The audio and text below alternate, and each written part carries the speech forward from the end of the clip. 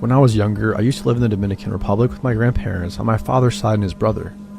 My dad lived in the United States at the time. My uncle and I shared a bedroom. To clarify, I was a 7-year-old girl and my uncle was 9. And to get to it, you had to go through my grandma and grandpa's room. My room also had another door which led to the backyard. As a lot of you might know, parts of the Dominican Republic can be really dangerous, especially at night when the lights go out. Because the country can't afford to always keep electricity running, we have blackouts multiple times a day, every day, and mostly during the nighttime when most people are asleep. So nights here are very, very dark. The door in my bedroom that opened to the backyard always scared me because I could hear everything from outside, and it felt like somebody could burst through the door and abduct me. The door was made of long planks of wood laid vertically next to each other. It was the type of wood that always looks like it's rotting. I think it actually was rotting. I faced my bed towards the door so I could see easily if anyone tried to come through. Every night I would fall asleep from the boredom of staring at that door. My grandpa sympathized with me, and eventually he put a huge vintage wooden dresser in front of one door that he bought off the back of some guy's truck. The dresser was so thick and heavy that I instantly felt safer. It started the very first night. As a habit of looking in that direction as I fall asleep, I was staring at the dresser. It was weird to look in that direction now because it was pitch black. I could no longer see the little beams of moonlight between the cracks of the door, or hear the sounds of the wild animals in the yard, or the late night traffic on the street. I remember it was nearing the season for tropical hurricanes, so some nights I could hear faint sounds of the trees swooshing and the door creaking. Some nights the door was louder, like it was finally breaking down from the pressure of the winds. My grandparents didn't see anything wrong with the door in the morning when I told them I was scared that it might be falling apart. We never thought anything of it after that. A few weeks later, we had a huge storm. While I was trying to sleep, I could hear banging and cracking, and creaking and a really loud whoosh and splash and thumps. Naturally, I thought it was just the storm, and so did my uncle. Every night after the storm, we kept hearing similar sounds late at night. It would wake us up. We knew it wasn't the storm anymore, but we would try to be logical and realistic. It was probably the old dresser. It was probably the door because it gets loose off its hinges. It was probably a stray cat scratching its paws on our door because the wood is soft. Cats have weird habits. It was my uncle trying to scare me. It was me trying to scare my uncle. We kept coming up with new excuses every night and blaming each other. All that was kept inside the dresser was blankets, towels, curtains, and various linen for storage, so we never had a reason to look ourselves. The dresser was tall and it had a divider in the middle. The left had shelves where my grandma would fold the towels, and the right half had a hanging rack where she would hang curtains and sheets. Sometimes my grandma would complain that the blankets had dirt on them. She would blame my uncle and me, thinking we were wiping our hands on everything because we were too lazy to wash them. One night, there was a louder than usual thump coming from the direction of the dresser. I woke up in a sudden panic, but my uncle was already wide awake. I immediately thought he was playing games and started yelling at him. My grandpa woke up and came to see what was going on. I told him that my uncle woke me up because he was trying to scare me, but my uncle denied it and said he was woken up by all the noise outside. My grandpa didn't hear anything and told us to stop playing around and go back to sleep. As he started to walk back into his room, we heard another loud thump. My grandpa heard it too. They all got freaked out because that time it sounded like it was coming from inside the dresser. He went to the bathroom and got the oil lamp we keep in there, turned it on and opened the dresser to look. We saw the hanging blankets and curtains move slightly, and right away we saw it. My grandpa quickly stuck his hand in and moved the linen to the side. There was a woman in the dresser, really small and freakishly skinny. There was a big hole on the right side of the cardboard backing of the dresser. It didn't lead to the outside that we could see. The door was still there, but we instantly knew how she got inside from the position she was in when my grandpa opened the dresser. She was standing up with her knees slightly bent, facing towards the hole. Her hand was up and behind the hole, reaching up towards where the frame of the door would be. You could see her whole body, and I still remember what she was wearing. She had a long, flowing, sun-colored shirt. That was too small for her. She had a rag on her head, but we could see her rough black hair sticking out through the gaps. I don't remember if she had any shoes, but I think she probably did. She also had a thin rope wrapped around her wrist, all the way up to her elbow on her left hand. She was holding a plastic bag that had one or a few small things in it. When my grandpa moved the blankets out of the way, she panicked, and we heard that she dropped something. It was a couple of nails and screws, the ones that were holding the door planks together. The plank became loose, and she started to push it with her hands. That was the creaking noise we heard. After a few seconds of struggling, she finally pushed the plank down and started to fit her body through the crack in the door. Her head didn't fit right away, and so my grandpa reached towards her and grabbed her arm. She bit him. She bit him so hard that she almost ripped off his skin. He was bleeding and she didn't let go until he let go of her first. She rammed her head through the door, and we could see how much it actually hurt her to force her head through it, because it made a very distinct scraping sound, and she screamed.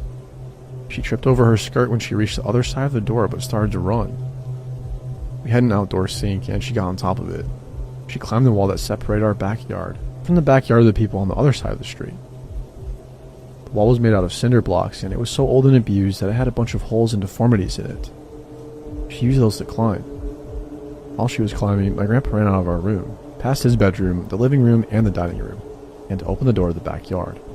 We followed him, and as we ran by, my grandma woke up. By the time he got the back door open, the woman was more than halfway up the wall. He grabbed a machete he kept behind a broken washing machine we had in the yard. Right next to the door, he ran towards her. He swung at her foot, but missed by a few inches. That exact moment, the electricity came back on, so all of the street lights flickered and turned on. We could see her now.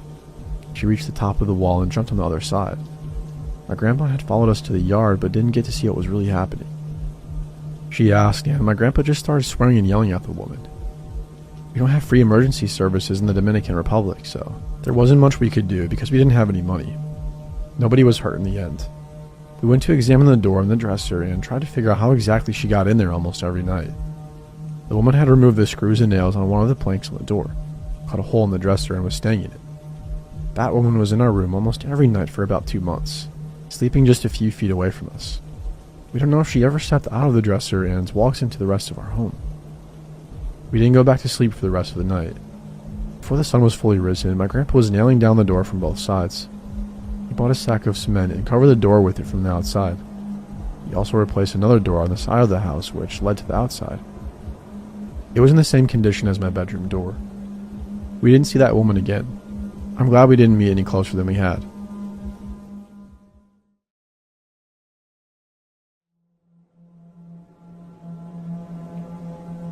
I've never posted one of these before, but recently my friend brought up this story that I basically repressed, and I figured people on here would be interested. I'm also using the names from The Sweet Life of Zach and Cody. For absolutely no reason at all, but just bear with me. It's 3 a.m., so my brain can't come up with actual names. Before I begin, I will clarify right now that I absolutely never led this kid on. Everybody who knew about it while it was happening will say the same. I'm not a flirty person, and I was very careful not to say or do anything to make this boy believe I was into him. So we were traveling back about 7 years, all the way back to when I was around 14. Makes me feel old. I was at a high school sport event, and it was a Friday night game.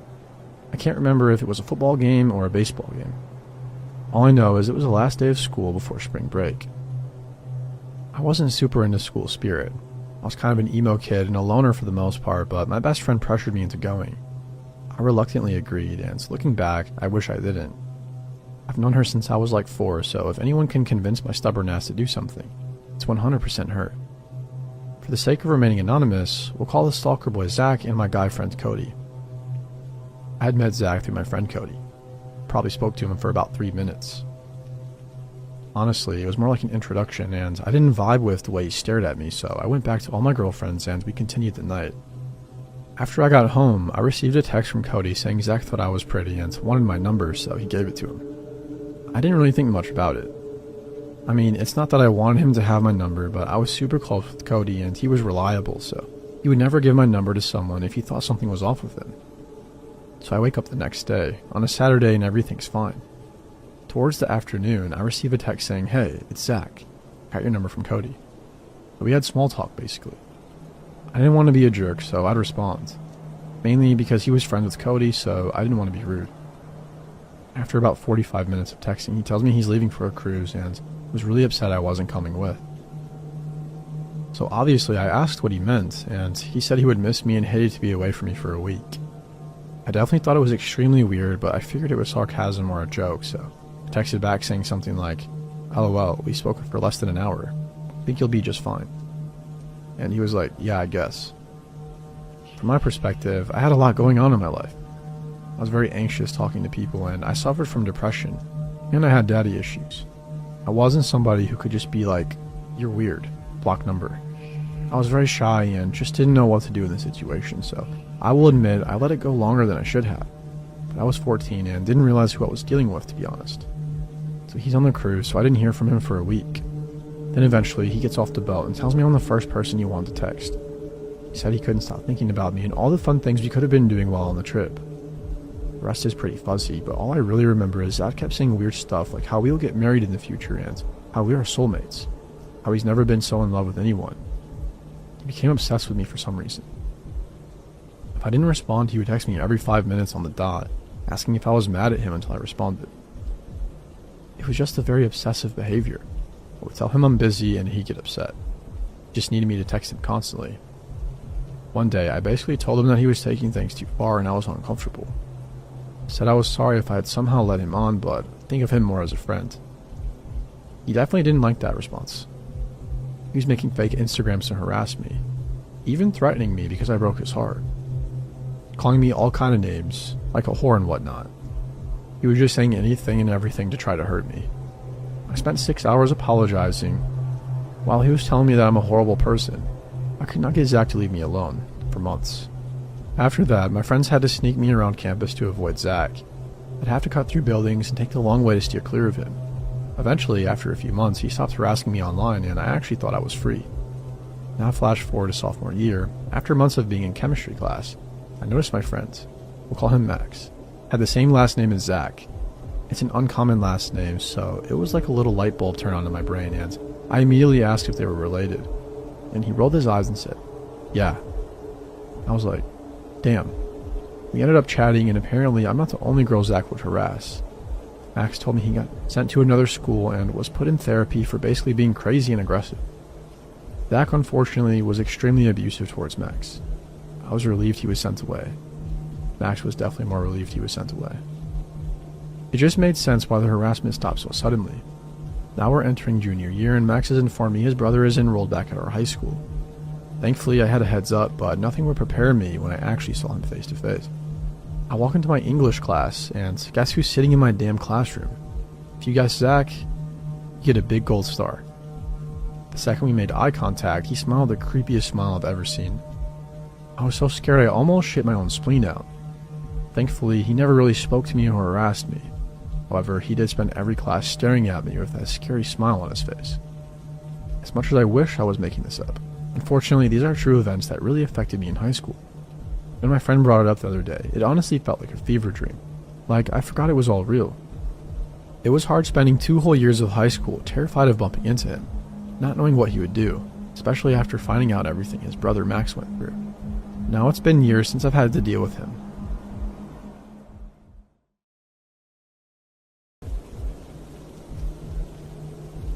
I lived in New Mexico for several years before moving to the Midwest. My friends, Amy and I, both females, would spend many days exploring the remote corners of New Mexico, discovering abandoned ghost towns and enjoying the quiet, desolate beauty of the desert. One afternoon in March 2010, we were traveling from Ruidoso to Albuquerque. Always up for exploring, we took a back road rather than traveling the more direct highway. One leg of our journey had us on NM55. It's a remote, teeny-tiny 2-lane highway. We loved those type of roads, up until that day. This part of New Mexico is flat and desolate desert.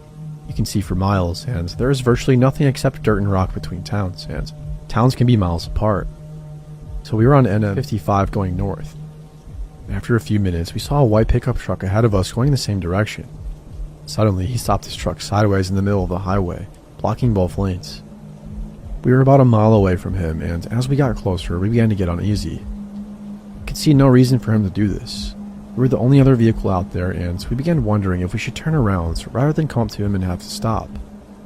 We were about half a mile away from him when he pulled over to the opposite side of the highway, but his truck was still pointed in the direction we were going. We tried to relax a little. Surely, this guy was a rancher or something. Maybe he was checking something on his lands. As we passed him, we noticed a few things. One, there was only one person in the truck. A middle-aged guy who never took his eyes off us, and 2, he was talking into a walkie-talkie. A few seconds after we passed him, he pulled back onto the highway and started following us, but he never got too close. He would get to within a few car lengths and then drop back a little, and then speed up again to within a few car lengths. We were getting nervous. We realized how alone we really were. We had seen no other traffic on that road, and we hadn't told anyone about our great idea to take this detour. We checked our cell phones, and neither one of us had signal. typical for remote New Mexico, but scary given our present situation. Amy was driving and speeding up while I was frantically checking the map, hoping to find a road that would have more traffic. There was no other road. We had to travel this one to get to the next town, Mountain Air. Turning around to go back the other way didn't seem like a good option. After a few minutes, we saw another pickup truck coming towards us. It was going very, very slowly, maybe 20 miles per hour if that. This pickup was old and beat up, whereas the one behind us was newer. Amy had us up to 75 miles per hour, which wasn't typical for us on these 55 mile per hour highways. And so we blew by the old pickup. As we passed it, we saw that it was another middle-aged guy and he was talking to a walkie-talkie. After the white pickup passed him, he pulled a U-turn and pulled in behind it. As we watched all of this, we could see the white pickup truck guy talking to his walkie-talkie. No doubt these two knew each other. We were being deliberately followed. And for the first and only time in my life, I felt hunted. They stayed right behind us. We watched for obstacles in the road, and we truly thought old beat-up pickup guy had set up a trap in the road and our vehicle would be disabled somehow. We talked about driving to the fields. We were in an SUV, but this was obviously their territory and we were afraid of what would happen if we went off-road and got cornered, so we stayed on the highway. By now, the white pickup truck guy was right on top of us. We could see him talking to the walkie-talkie, yet he stayed right up on our bumper. And the old beat-up pickup truck guy was right on top of him. The three of us sped down the highway. The white pickup inched closer. His maneuvering and edging closer made it apparent that he was trying to bump us. I watched helplessly as he got to within inches of our back bumper. Amy floored it. We were passing 80 miles per hour and edging up to 90 miles per hour. The road was flat and deserted, but any little thing going wrong would have been catastrophic. We were absolutely not going to slow down or stop if we could help it. The white pickup pulled onto the opposite lane and started to gain speed. The only thing we could think of was that he wanted to pass us and get in front of us. If he got in front of us and his buddy was behind us, then we'd be boxed in and trapped. We looked frantically at the rocky desert on both sides of us. Our only option was to off-road it. Should we risk it? Could we speed through the desert and make it to safety in one piece? As we topped a small incline, we saw a sign that said, Salinas Pueblo Missions National Monument, and it pointed towards the road on the left. And right at that moment, a blue pickup truck pulled out of that road and onto the highway in front of us. As we came up on the blue pickup, we saw the plate said U.S. Park Service. We looked at each other and then looked behind us. Both pickup trucks did U-turns and went the other way. We followed the blue pickup on Mountain Air and then made our way to Albuquerque. I don't know exactly what those guys' intentions were, but they weren't good. There was something seriously wrong out there. I notified the state police and they said they would keep an eye on things. This area is very near Belen, New Mexico, which is where Tara Calico was abducted. It's also about 100 miles from Elephant Butte, New Mexico, which is where David Parker Ray had his little secret torture laboratory. We didn't put all of that together until later. Even though David Parker Ray had died by the time this happened to us, we do believe that there are others out there like him. And whoever abducted Tara has never been caught. Or maybe we came into meth lab territory. But since this happened on an actual highway rather than a backcountry road, I tend to discount the meth lab theory. Whatever is going on out there, it's not good.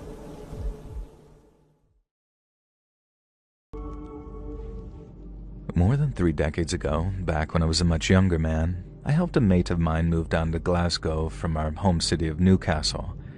He'd managed to get a job as a football scout for Glasgow Rangers, which was basically his dream career. And so while me and all of our mates were sad to see the back of him, we were all really proud of him too.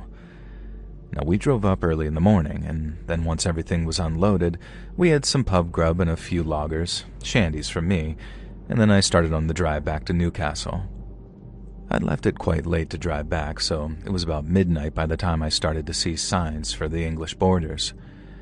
The roads were quiet, with only the occasional lorry thundering past me, and I remember there being some phone-in thing on the radio, but I wasn't really listening. I was in my old Vauxhall Cavalier, an '82 model that I bought on the cheap about 4 years prior. It normally served me well, and it had been running fine all day, but just after passing a place called Jedburgh, the temperature warning light flicked on. I looked at my dash, watching the needle climbing into the red, and swore under my breath as I eased off the accelerator. Since it normally bought me a few minutes, I cranked the heater up full blast to try and pull some heat out of the engine. But that time, It seems my luck finally ran out because just a minute or so later, there was this loud hiss from under the bonnet before steam started pouring out the seams. Seconds later, I heard this horrible metallic knocking sound coming from under the bonnet, and so I coasted over to the hard shoulder and then came to a stop just in time for the engine to seize up completely. And after that, aside from the ticking of my hazard lights and the sound of hot metal cooling down, there was nothing but silence for a few seconds, until I erupted.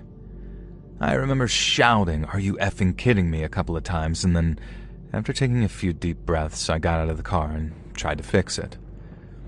And I tried it for half an hour, and in that time, a grand total of 2 cars passed me, but even with me waving at them as they passed, neither of them stopped. I didn't just stand there like some plonker for the whole 30 minutes, mind you. I popped my bonnet not long after getting out, but when I did, a load of steam and the smell of burnt coolant came wafting up into my face. And after waving away some of the steam, I spotted a crack in the top radiator hose and then noticed how loads of antifreeze was dripping onto the road and forming a big green puddle. I didn't have a spare hose, and neither did I have enough water to top it up properly, and even if I had, the engine had overheated so badly that I didn't trust it not to seize up again. Basically, I wasn't going anywhere in my old Vauxhall, and since there were no mobile phones back then, at least none for the likes of me, I had no choice but to walk if I wanted to get myself some help. Now, I reckon the nearest emergency phone would have been about a mile down the road, maybe more, and so I locked my car, left my hazards flashing, and then started walking along the dark grass verge with a torch in my hand. Now, I thought I'd be on the move for quite a while, but then no sooner had I started walking, I came to a dirt track, previously concealed by a long hedgerow, which led to what looked like a big 3-story farmer's house. Now, I was so happy that I was literally punching the air because despite the fact that there were no lights switched on the ground floor, there was what looked to be candlelight in both the front-facing upstairs rooms. I felt bad for calling so late, but since the alternative of walking along the motorway was a much more dangerous one, I reckoned that I didn't have much choice. It was a particularly dark night, small moon and cloud cover, so it was only once I got closer to the house that I saw how run down it was. The ground floor windows were either cracked or newspapered over, and there were cracks in the wood too, along with a lot of peeling paint. And as you can imagine, I started to get really bad vibes from the place. But I try not to judge books by their cover too much because you tend to be rewarded more times than you're burned for it. And so with that in mind, and granted very foolishly, I decided to knock on the door. I didn't knock too loud or aggressively. I didn't want to frighten anyone. But when my first knock got no answer, I knocked a little bit louder. Again, there was complete silence. No footsteps behind the door, no talking inside, nothing. But then after taking a step back and looking up at the top windows, I saw someone peeking out at me from behind a dirty-looking curtain. And I can't lie, it did scare me a bit seeing a pair of eyes staring back at me through the dim light. But as soon as I reacted, the eyes disappeared and I began to hear voices inside the house. Now, it sounded like a fair number of people, maybe half a dozen, and they were whispering like they were talking among themselves. I heard a little voice in my head saying, "They're awake, knock again." But before I could even dismiss it, I heard the sound of someone laughing inside the house. Not loudly, though, more like a muted sort of wheeze as they tried to keep their voice low. The bad vibes that I was getting ramped up to 11, so instead of risking a confrontation with whoever was either living or more likely squatting there, I decided to make a move. I turned around and walked back up the dirt path as fast as I could, looking over my shoulder every so often to make sure that no one was following me. Now, I was quite certain whoever was inside was watching me from those windows, but as long as they didn't follow me, then I didn't mind what they did. I'd almost gotten to the end of the path to where those 2 wooden gateposts held no gate when I started smelling something strong on the breeze, something that smelled like burning. And then when I turned the corner and could see out onto the road again, I felt this almost involuntary scream jump out of my mouth as I realized what the smell was. It was my car. My car was on fire. Now, I suppose I acted on complete instinct in running over to it because there was absolutely bugger all I could do about putting out that fire. All I could do was just stand there, effing and blinding and looking around for whoever might have done it. But as you can probably guess, there was no one, and the whole area looked deserted. And I knew for a fact that it wasn't. When I realized just how much of a bad situation I truly was in, I started jogging along the road until I got back on the motorway. Now, it was only a 4-lane carriageway, so I could walk along the verge without being in too much danger, but no matter how much danger passing cars posed to me, it still seemed safer than hanging around my burning car in that creepy house. Now, I think probably about a half an hour must have passed with only the odd car going past me, and in that time, I didn't try to get anyone's attention just in case it was the people from the home. I mean, the joke was on them in a sense because that poor cavalier was definitely on her way out, but on the off chance they wanted to do more than just burn my car, I had to be very careful about who I revealed myself to. Now, I was bloody nervous for that first half an hour, but after that, I started to calm down a wee bit. I hadn't seen any cars or anything parked outside the house, and if they really did want to chase me down for whatever reason, I reckoned that I'd have encountered them already. So once I'd calmed down a bit, and after maybe 2 or 3 more cars passed me with me sticking to the trees on the verge, I made my way to the edge of the road and then stuck my thumb out at what looked like a Land Rover of some kind coming my way. Now, it slowed down as the driver saw me, but then instead of switching on the light above the wheel, someone in the passenger seat started shining a torch in my face after lowering their window. And right away, I knew that wasn't promising behavior when I realized whoever was in the car didn't want to be seen, and I turned and started walking away. Now, a second later, I heard a very promising, "Need a lift, pal?" Now, one that was just friendly enough to slow me down and make me think that I might have been overreacting. But then the second I slowed, I turned back to face the car, and the passenger doors opened up and I heard someone shout, "Get him!" Now, I remember running right at the trees at the side of the road. Not along the road where the car would have been able to cut me off, but at and then through the trees and bushes at the side of the road. I remember closing my eyes as I felt things scratching against my face, and then when I opened them, I found that I'd come to a fence on the other side. I hopped over it with speed and power that I didn't even know I had in me. I mean, I was hardly some couch potato back then, but I wasn't exactly in perfect shape either. But I swear, I think I vaulted that fence like an Olympic athlete for fear of what might have happened if those men had caught up with me. It's strange thinking back on it as well, because these days, all I do sometimes is sit and wonder why those people chose to go after me like they did. But in the moment, as I was running, it didn't matter a jot to me. All I knew was that those people were out to get me, and all that mattered in the world was getting away from them in that moment. Now, I ran across this big dark field for what felt like ages, running and running until I couldn't anymore. And then when I got to the other side and spotted a road ahead of me, I swear I saw that same Land Rover driving along the road with someone shining a torch out into the field. I had to change my route and head off at an angle to avoid the Land Rover, and along with anyone to my rear who might have followed me. I had to force myself to run when I didn't think that I could run anymore, and even though I was quite a fit young lad and one pumped full of adrenaline, I soon felt like that I was about to cough up a lung and fall over. In the end, I found myself staggering onto a road and then right back onto another dark field because I was too scared to be out in the open with a car full of blokes trying to find me. I kept on going like that until I came across a small town.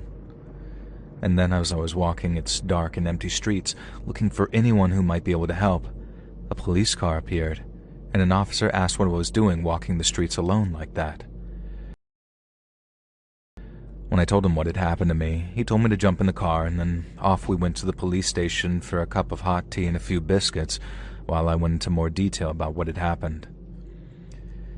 As soon as I mentioned the house that I'd stopped by and mentioned how there had been people inside, I remember these two officers giving each other a look because they told me that the people inside must have been squatters. I thought that they might have been, partly because of how run down the house was, but the police confirmed that it was derelict and that there shouldn't have been anyone in there. They said that they'd head over and check it out, but they doubted anyone would be there. Squatters are kind of like rats. They're annoying and sometimes they're dangerous, but they're not stupid, and they just move on someplace else and then maybe return when things all blew over. But in all likelihood, they were gone from that house for good. I remember asking the two policemen why. As in, why had they burned my car before trying to hunt me down like that? And the first words out of the policemen's mouths were, "Well, what did you see?" He was convinced that I'd seen them doing something that they shouldn't have been doing, and after spotting my car, which they assumed was still functional, they tried to make sure that I couldn't get away before chasing me down. But that was the thing. I hadn't seen anything, and once I'd established that, all we could think of was that those squatters just wanted to scare me off. One of the policemen said that since they didn't know who I was, they might have assumed that I was some kind of bailiff or law enforcement agent, and at first they might have been worried that I was a policeman, but then when they realized that I wasn't, they must have reckoned that I was fair game for a kicking. And if only to make sure that I was too scared to return. And with nothing else to say, I gave the police the phone number for my flat in Newcastle, and then, since I literally lost everything but my wallet, one of them was kind enough to give me a lift to a nearby train station. It was long past dawn by then, so the trains were running, and I didn't have to wait long before I was on my way back to Newcastle. They phoned a few days later saying that that house was empty, and there wasn't much in the way of evidence tying anyone to the arson. They promised to keep their ears to the ground and would let me know immediately if there was any progress, but till then, they advised me to be patient because things like that took time. Sadly, that was the last I heard from the police, marking the end of my first encounter with squatters, and hopefully my last, too. I had no idea that those people could be so violent. I mean, call me naive, but the squatters I was familiar with were the hippies who took over empty houses in London in the 60s. I thought that they'd be more into peace protests and drum circles than chasing down strangers. But I suppose times had changed then, and people changed with them. Almost 10 years ago now, way back in September of 2016, I drove all the way from LA to Phoenix to visit an old high school friend.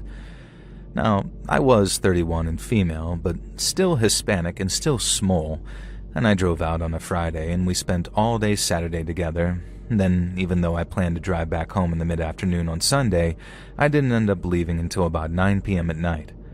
Now I know, I should have left earlier, and I know what I'm about to tell you is basically my own damned fault for not sticking to my plan.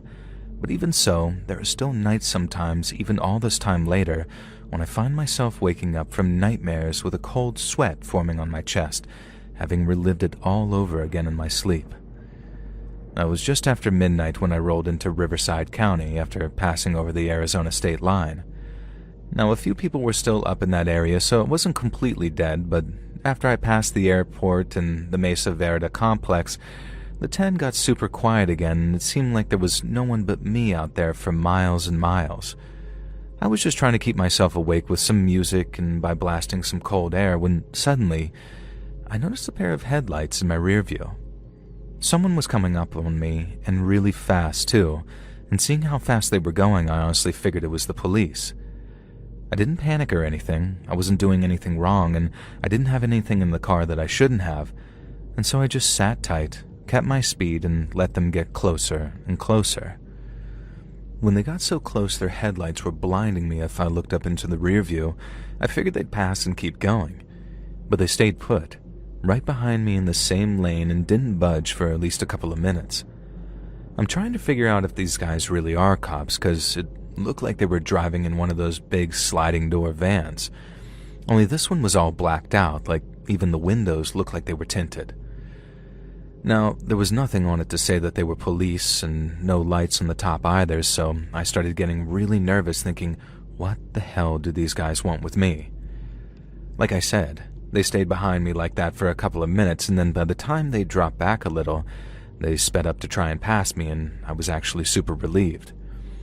Now, I thought because they weren't trying to follow anymore, I was out of danger, when in reality, I was in more danger than I could have ever even imagined.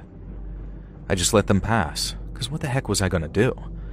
But then instead of passing me and speeding off, the black van pulled back into the same lane as me and then started cruising maybe 10 to 15 minutes in front like it was trying to block me.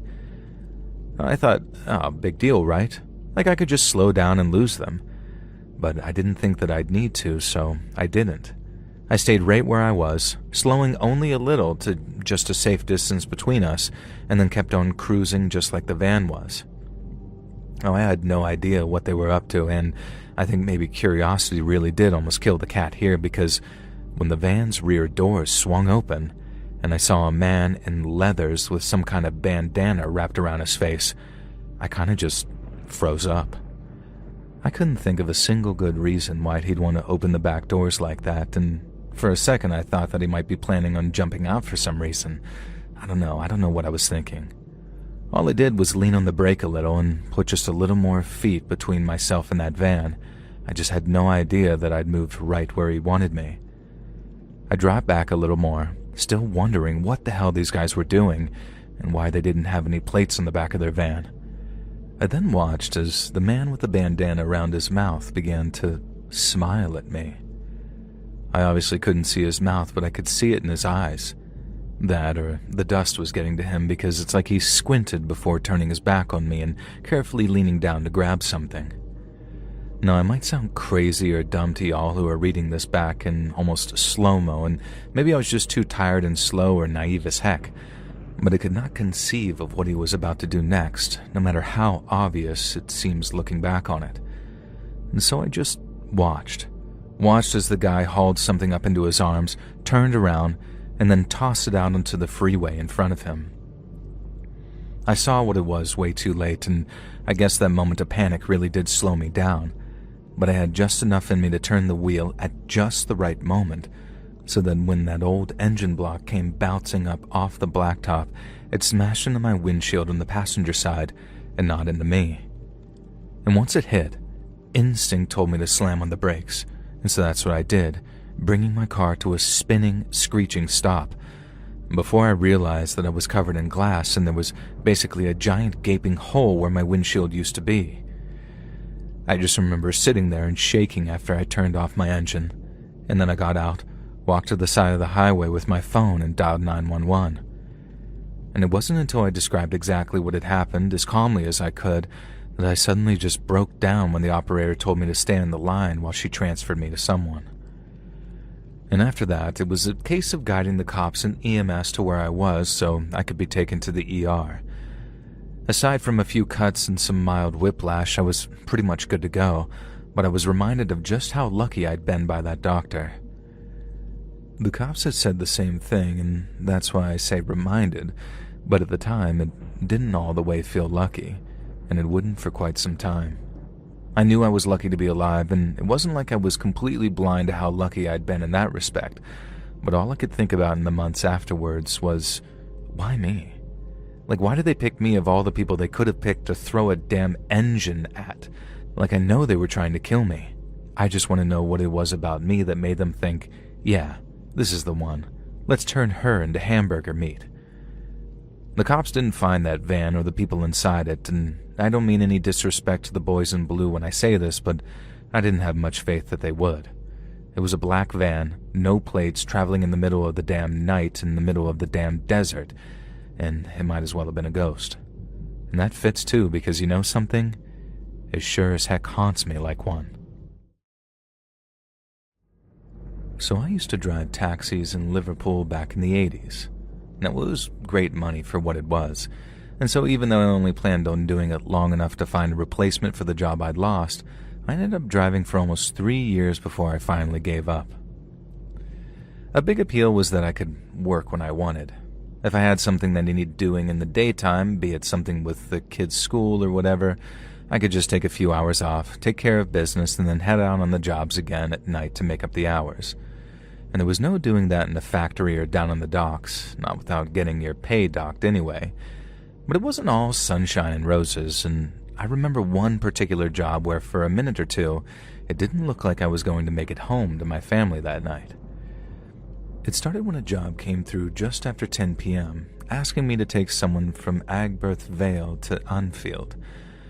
I got the address, drove over, and then parked up outside a small 2-up, 2-down on a dark and quiet street. I didn't want to beat my horn, which was the usual method of letting a customer know that we were outside, so I gave dispatch a buzz on my radio and asked them to call the customer back to let them know that I was waiting. Dispatch said no one picked up the phone, but then maybe a second or two later, I saw someone walking out of a house and towards my car. Now, as I said, it was dark, so even though I saw the shape of them moving towards the back passenger door, I didn't get a good look at them until they were sitting behind me, and when I did, I almost pissed my kecks. He was wearing a balaclava, and after he shut the door, he sank down low in the seat to make it harder for him to be seen from the outside. Now, he had what looked like a jerry can of petrol in one gloved hand, and then with the other, he pulled out what looked like an old detective gun from his jacket, like a proper six-shooter, and pointed it directly at me. He said if I tried to run, I'd be shot. In fact, if I did anything that even remotely upset him, I was a dead man. Now, my only job was to do what he said, and when he said it, and if I did, I'd go home alive that night. And so, seeing as I didn't have much of a choice, I drove where he told me to go. We ended up parked up across from a pub not far from the Rialto on Upper Parliament Street, I remember, and the lad in the back told me to turn off the engine and then spent the next 15 minutes or so checking his watch and peering up over the solid part of the door to watch the pub through the window. He kept on checking his watch, and I kept getting the urge to try and talk him out of whatever he was about to do.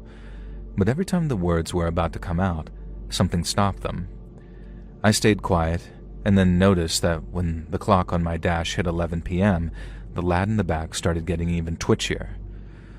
When I noticed people coming out of the pub, obviously around kick-out time, the lad told me to start the engine.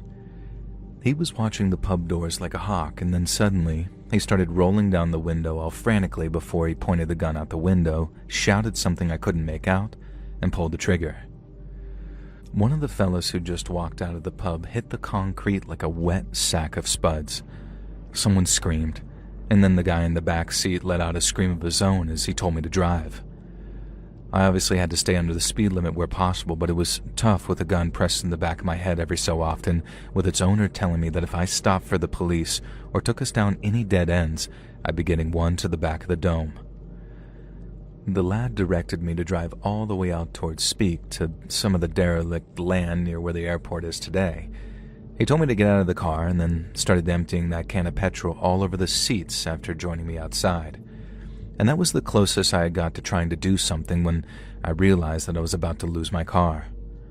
I know that probably sounds horrible, seeing as I didn't do anything about him shooting that fella outside the pub, but I wasn't really in any position to do anything back then, whereas watching him pour that gasoline with his back to me, I knew that there was a very slim chance that I'd be able to get the drop on him. But if I didn't, I was a dead man. And so I basically talked myself out of it in my head and then watched as he set my car on fire and then ran off into the darkness. I just remember feeling numb.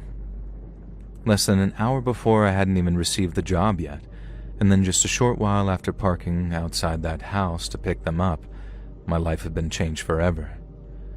We obviously didn't have any phones back then, so I couldn't just call the police with a mobile like I would now. I had to walk all the way to a payphone, which took quite a while before I could contact the police, and only then could I give them any details. All I wanted to do was go home, get in the bath, and crack open one of the beers that I had waiting for me in the fridge. But the police wanted me to wait where I was so I could guide them to where my car had been dumped. It honestly didn't take all that long, and I'm grateful the police got out to me so fast, but the last thing in the world I wanted to do was go back to where my car was still smoldering and repeat my story for a second time. But I had to, because the most important thing was making it really bloody clear that my part in the murder was an unwilling one, and I did that by giving them as much info as possible on the man that had done the shooting. But when they asked if I'd be willing to appear in a court at a later date, I told them no. Call me a coward, but to me, you'd have to be mental to testify against some gangster in this city. Maybe if I was in London or New York or somewhere like that, but not Liverpool, because everyone knows everyone round here. And they said that I might get asked again if murder detectives were put on the case and they found someone they wanted to charge. But the fact that I never got that call is the only proof that I need that they didn't catch anyone. I used to have nightmares about it too, proper horrible ones as well. But nowadays I just have these dreams. Not quite nightmares, but still clear enough for me to remember when I wake up in the morning. And sometimes in those dreams I do what I wanted to do in the moment and beg the killer to reconsider. But no matter what I say and no matter how I say it, he never, ever listens.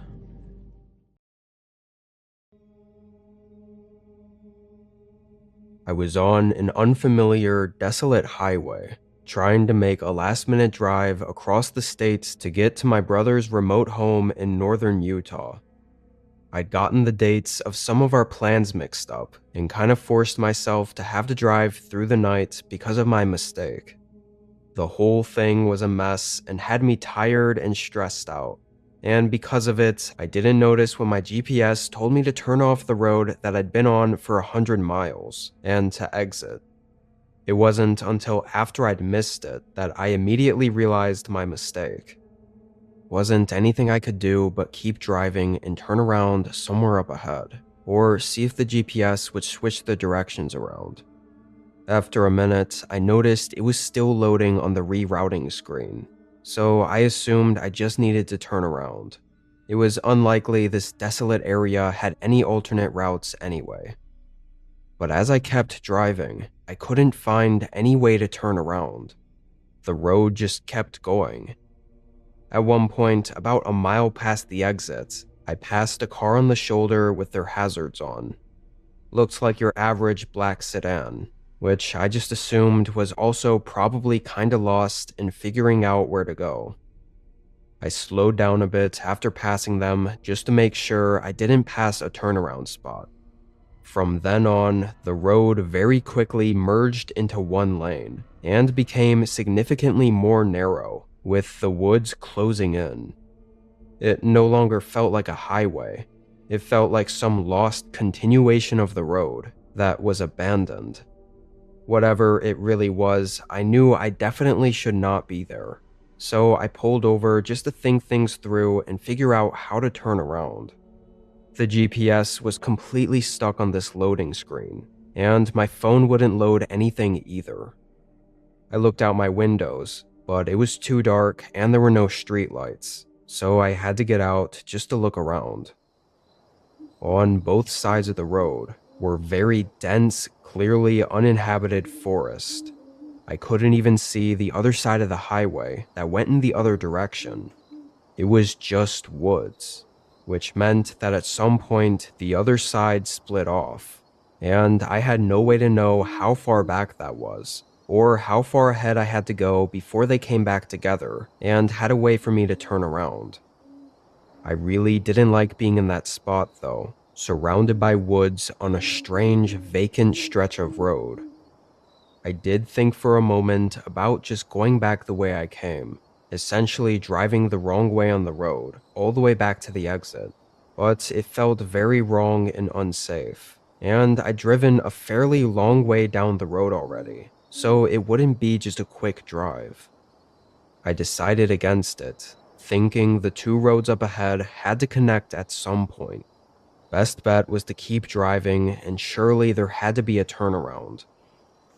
Before I got back into my car to leave, I looked back the way I came and saw a figure walking in the road.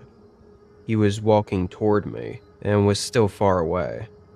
I thought it was likely the person that I saw pulled over with their hazards on, but also thought it was strange he had left his vehicle and was walking down the road in this direction. I got back in and started to continue driving.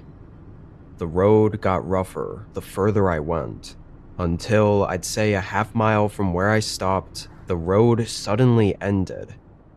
There was a roadblock fence across the pavement, blocking off the rest of the road. I got out to get a better look, and from the looks of it, it didn't seem to go on any further. At least not paved. Seemed like it might have continued into a gravel road, but it was hard to say because it was so dark out. Although I did see something else out there. I didn't notice it right away.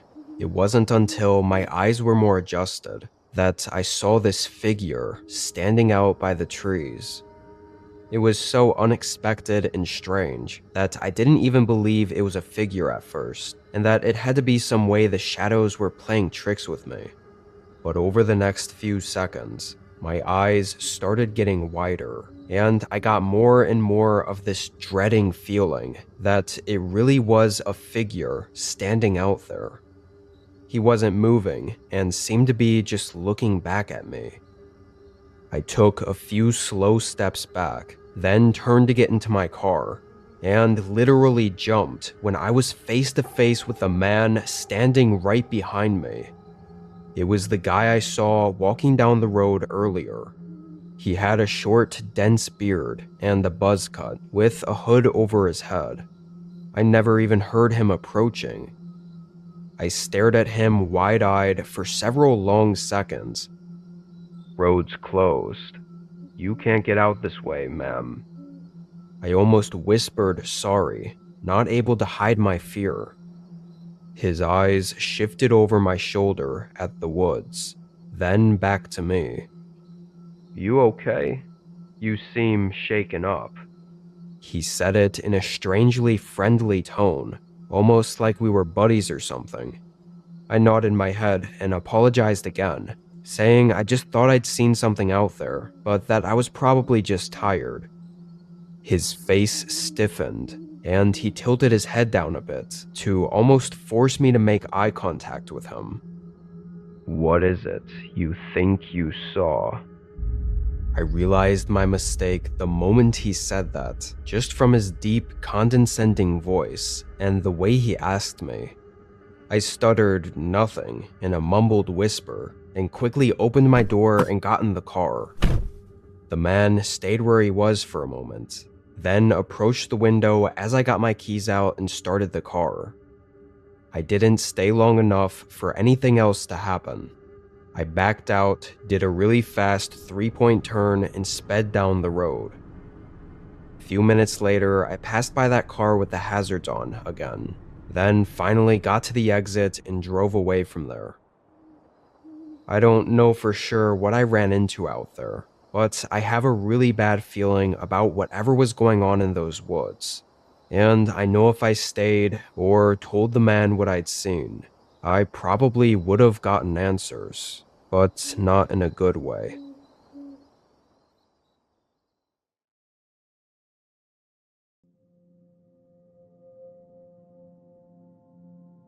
I'm writing this just after getting back from a road trip during the holidays, while everything is still fresh.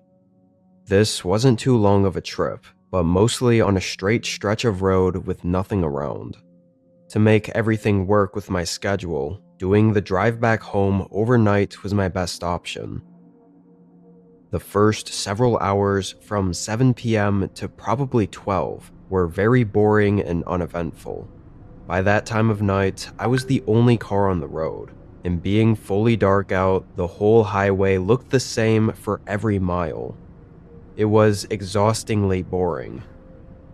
At some point around then, a single car's headlights came into view, way down the road, going in the other direction.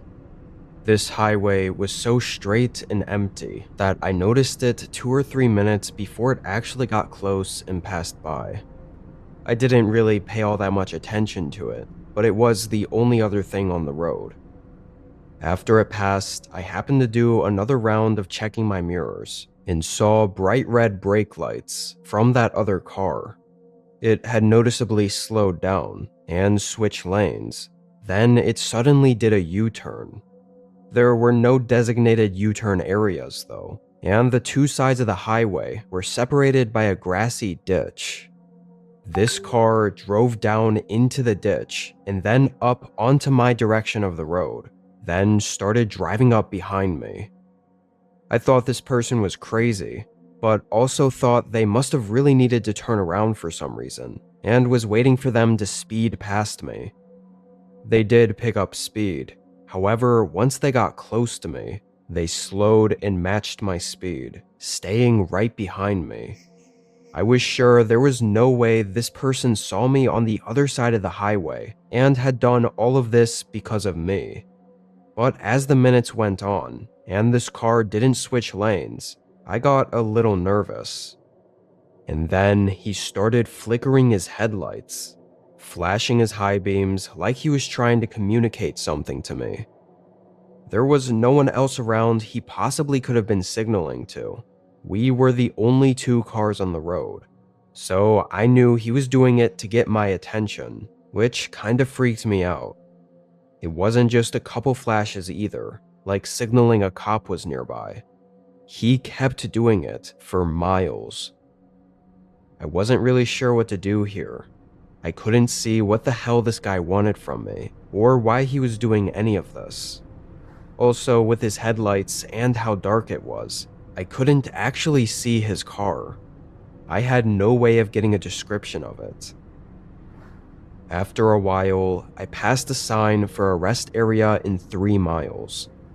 I figured this was my chance to pull off in an area where other cars were around, and hopefully let this guy just continue down the road and leave me alone. Even if the other cars at the rest stop were just people sleeping, it would still feel way safer.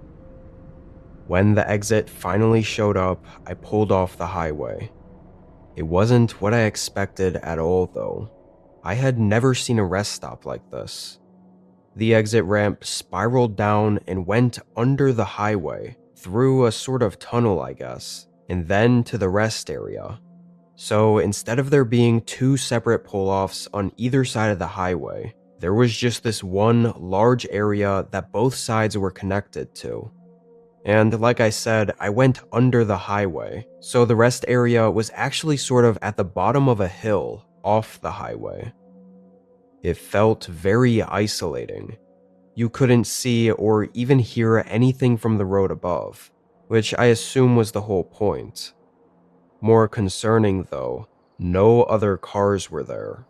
The whole parking lot was empty. I checked my rearview mirror first, not seeing any headlights, then decided to pull into a spot right near the building. The guy following me was pretty close behind me, so not seeing his headlights made me pretty sure he didn't catch the exit. I kept checking the entrance to the rest stop, and after a minute, I finally took a deep breath and felt so relieved. Now there, parked at a rest stop, I realized just how tired I was, especially after all of that going on. The building looked like it had bathrooms and a vending machine, so I figured I should go in while I was there. I got out, locked my car, and walked inside. I was only in there for maybe a minute or two.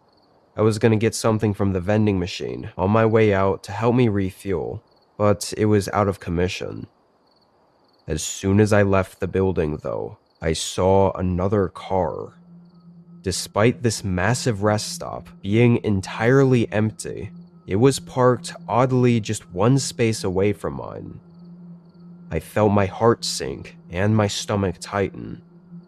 I had no real way to know if it was the same car that was following me, but in my gut, I was absolutely sure of it. Its windows were tinted, and the brights were still on, so between the glare and everything, I couldn't see who was inside of it. I walked slowly up to my car, getting in and having that feeling that eyes were on me. I wasted no time putting my keys in the ignition and starting the car to leave. Or trying to. The car wouldn't start. It wouldn't even try to start. Turning the key did nothing. Instantly, I felt adrenaline coming through as I realized the real danger I was now stuck in. I stared at my useless keys dangling from the ignition for a moment, feeling this surreal out-of-body sense, just completely unable to process that I was in this situation, knowing how likely awful this was going to end up. I got my phone out and dialed 911, sure the person in the car would see and immediately get out to break into my car, knowing that I couldn't go anywhere. I was scared to even look to my side. My voice was shaky, telling the operator where I was and that I was stuck and my car wouldn't start. But once I mentioned that the car that was next to me had been following me, The woman on the other line suddenly talked faster and asked for more details, like she was suddenly a little more worried and rushing, or had heard of something similar before. I told her everything, and she had police on the way 10 minutes out. I still hadn't even looked to the car next to me, scared of what I'd see. But then the car slowly started to back out. They slowly pulled away, and then moved their car directly behind mine. The side of their car had to be just a couple of feet from my back bumper, and then they stopped, blocking me in. Few seconds later, I heard a door open. I saw movement in my mirror, and when I looked, I saw a tall man in a dark brown winter jacket slowly approaching the side of my car. He came right up to the window, hovering over me. I was terrified, again scared to even look at him, but I felt his disturbing presence right on the other side of my window, quietly staring in at me. The man didn't speak or try to open the door. He just stood there. I continued telling the woman on the phone what was happening. After a minute, the man slowly moved around my car, passing by the front and going to the other side. I don't know if he was looking inside for something or what, but he walked around it several times. Then he walked back to his car, got in, and slowly drove away. I watched his headlights go through the tunnel and disappear. 5 minutes later, an officer pulled into the rest stop. He quickly got information from me and told me another officer was a few minutes out that would help me with my car, but after being sure I was okay, he seemed to be more in a hurry to chase down the guy that was following me. It turned out the man had cut the ignition cable from my battery, which I didn't even know was a thing that someone could do so easily. I was able to get towed out safely and had it repaired in the morning. I called multiple times for updates from the police station, but got nothing. It really felt like something more was going on, from the way the operator suddenly sounded rushed and worried, and the officer wanting to chase him down immediately. And overall, I couldn't figure out what that guy wanted from me. He followed me for miles, flashing his lights, then cut my ignition and had me stranded in an isolated rest stop with no one around. But he didn't do anything. He just creepily and eerily walked around my car. I'm wondering if anyone knows what he might have been doing, or had something similar happen. Again, this was only a few days ago, so there's still a chance something else comes from it. I'll let you know and provide an update if anything significant is found out.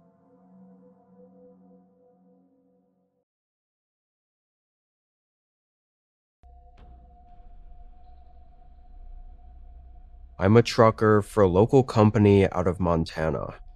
We deliver all throughout the states, but mostly my routes went to and from the Midwest.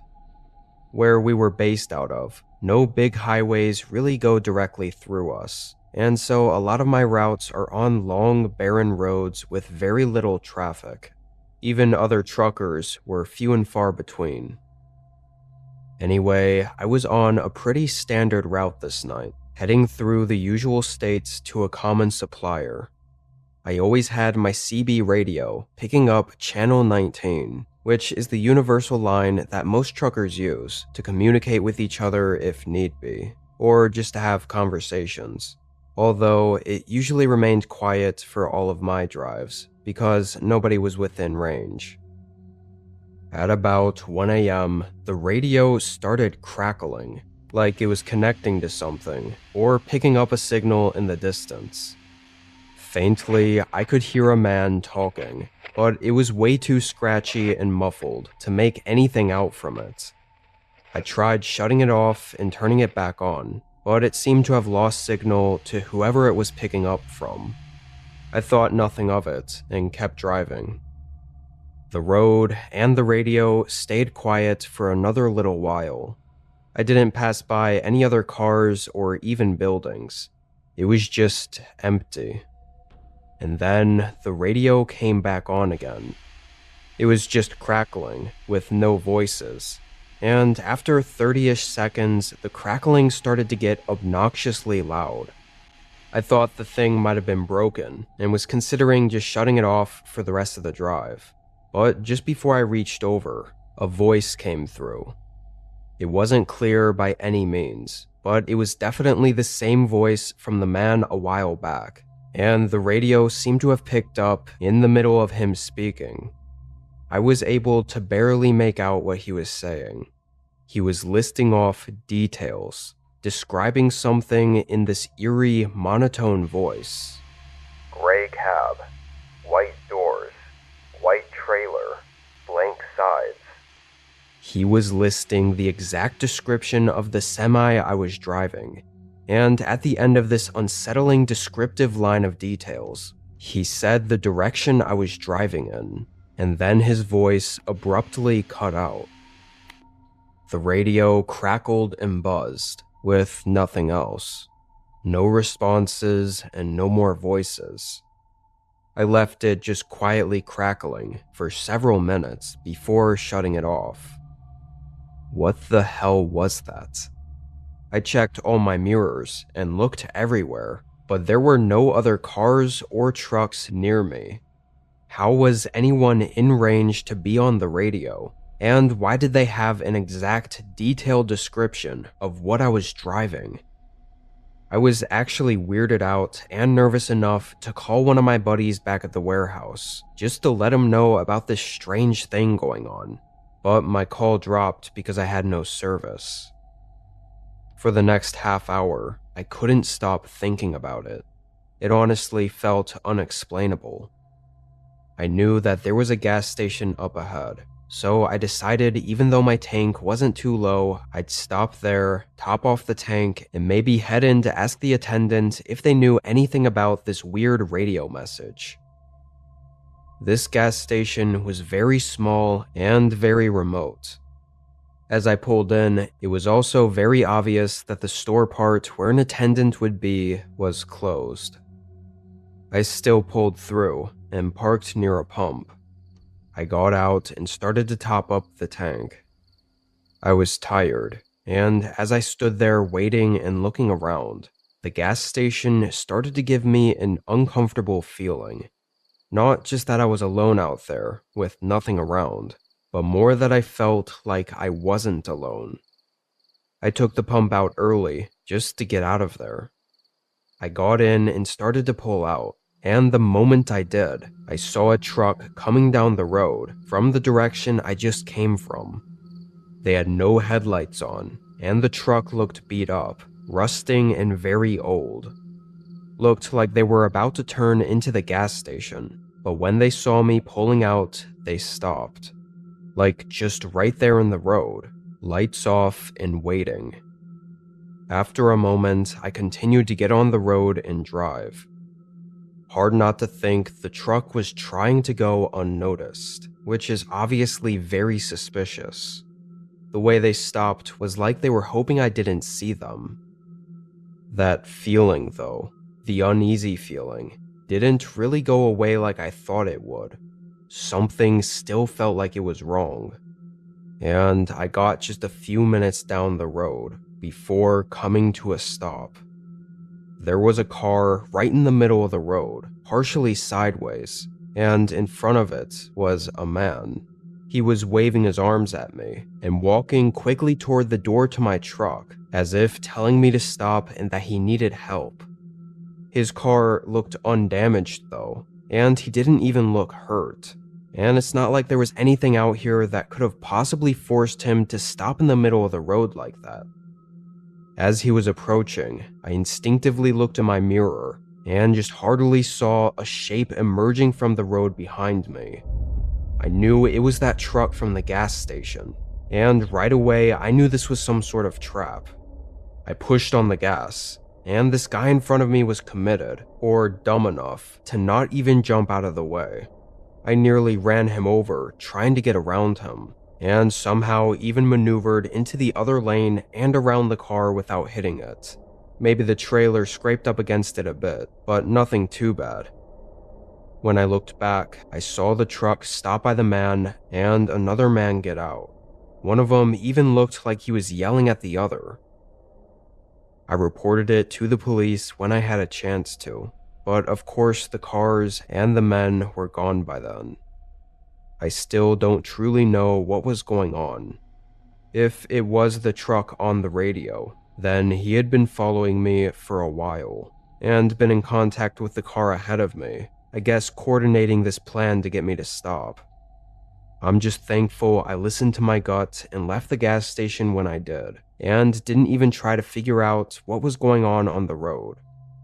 One wrong move probably could have ended with me going missing on the side of that isolated highway.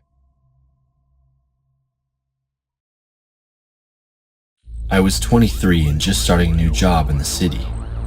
Money was tight after graduation, and most apartments in close neighborhoods were out of my budget.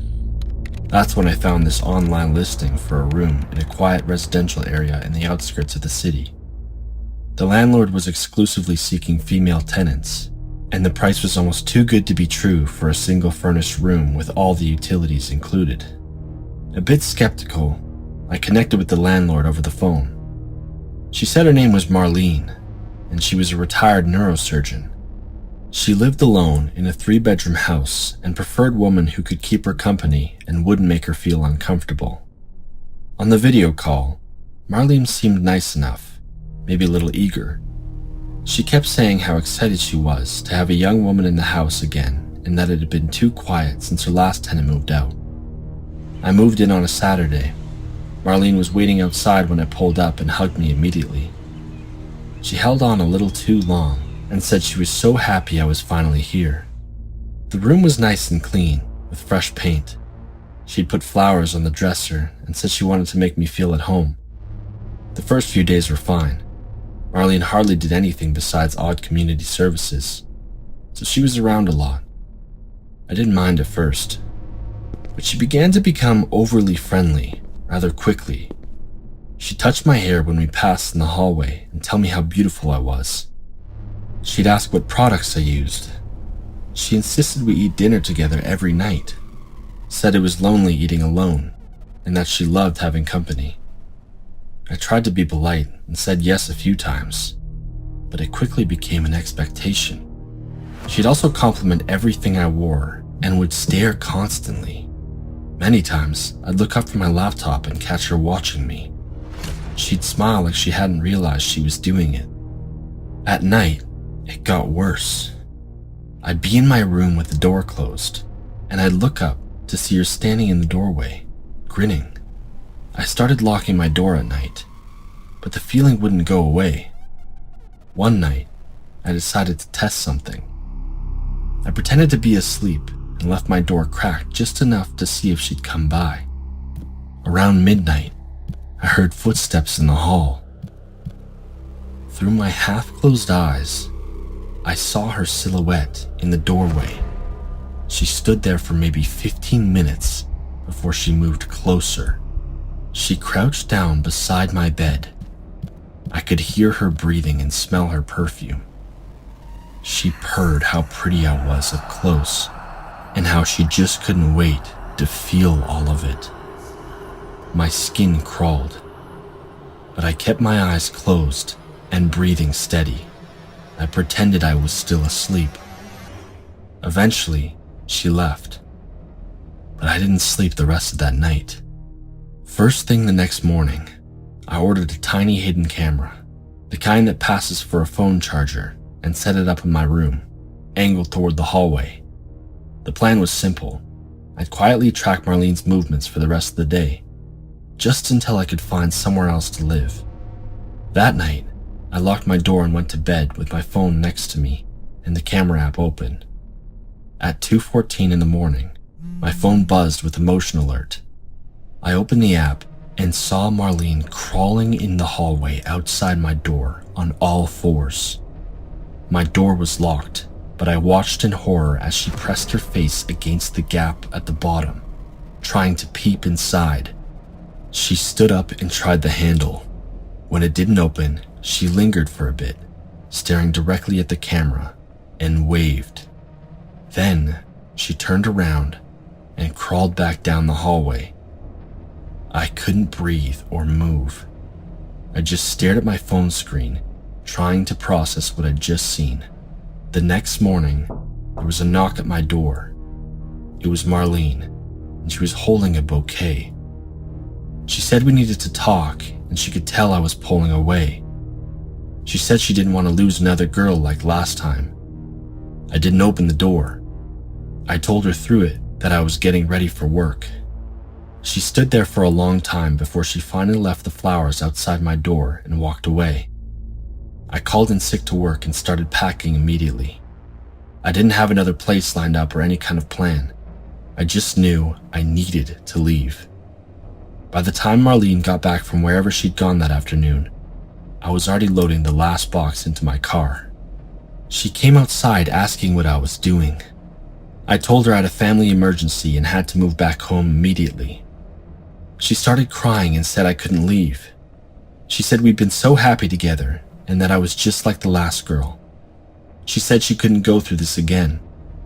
I got in my car and locked the doors. She stood in the driveway, watching me pull away, still sobbing. I stayed with a friend for 2 weeks before I found a new place. Never went back for my deposit. I just wanted to be far away from her. That was 8 months ago. I still think about it sometimes. I wonder what happened to the last tenant. Did she leave too? Or did something else happen? I reported it to the police and showed them the camera footage.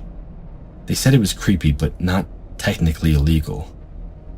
They said unless she'd harmed me or threatened me directly, there wasn't much they could do.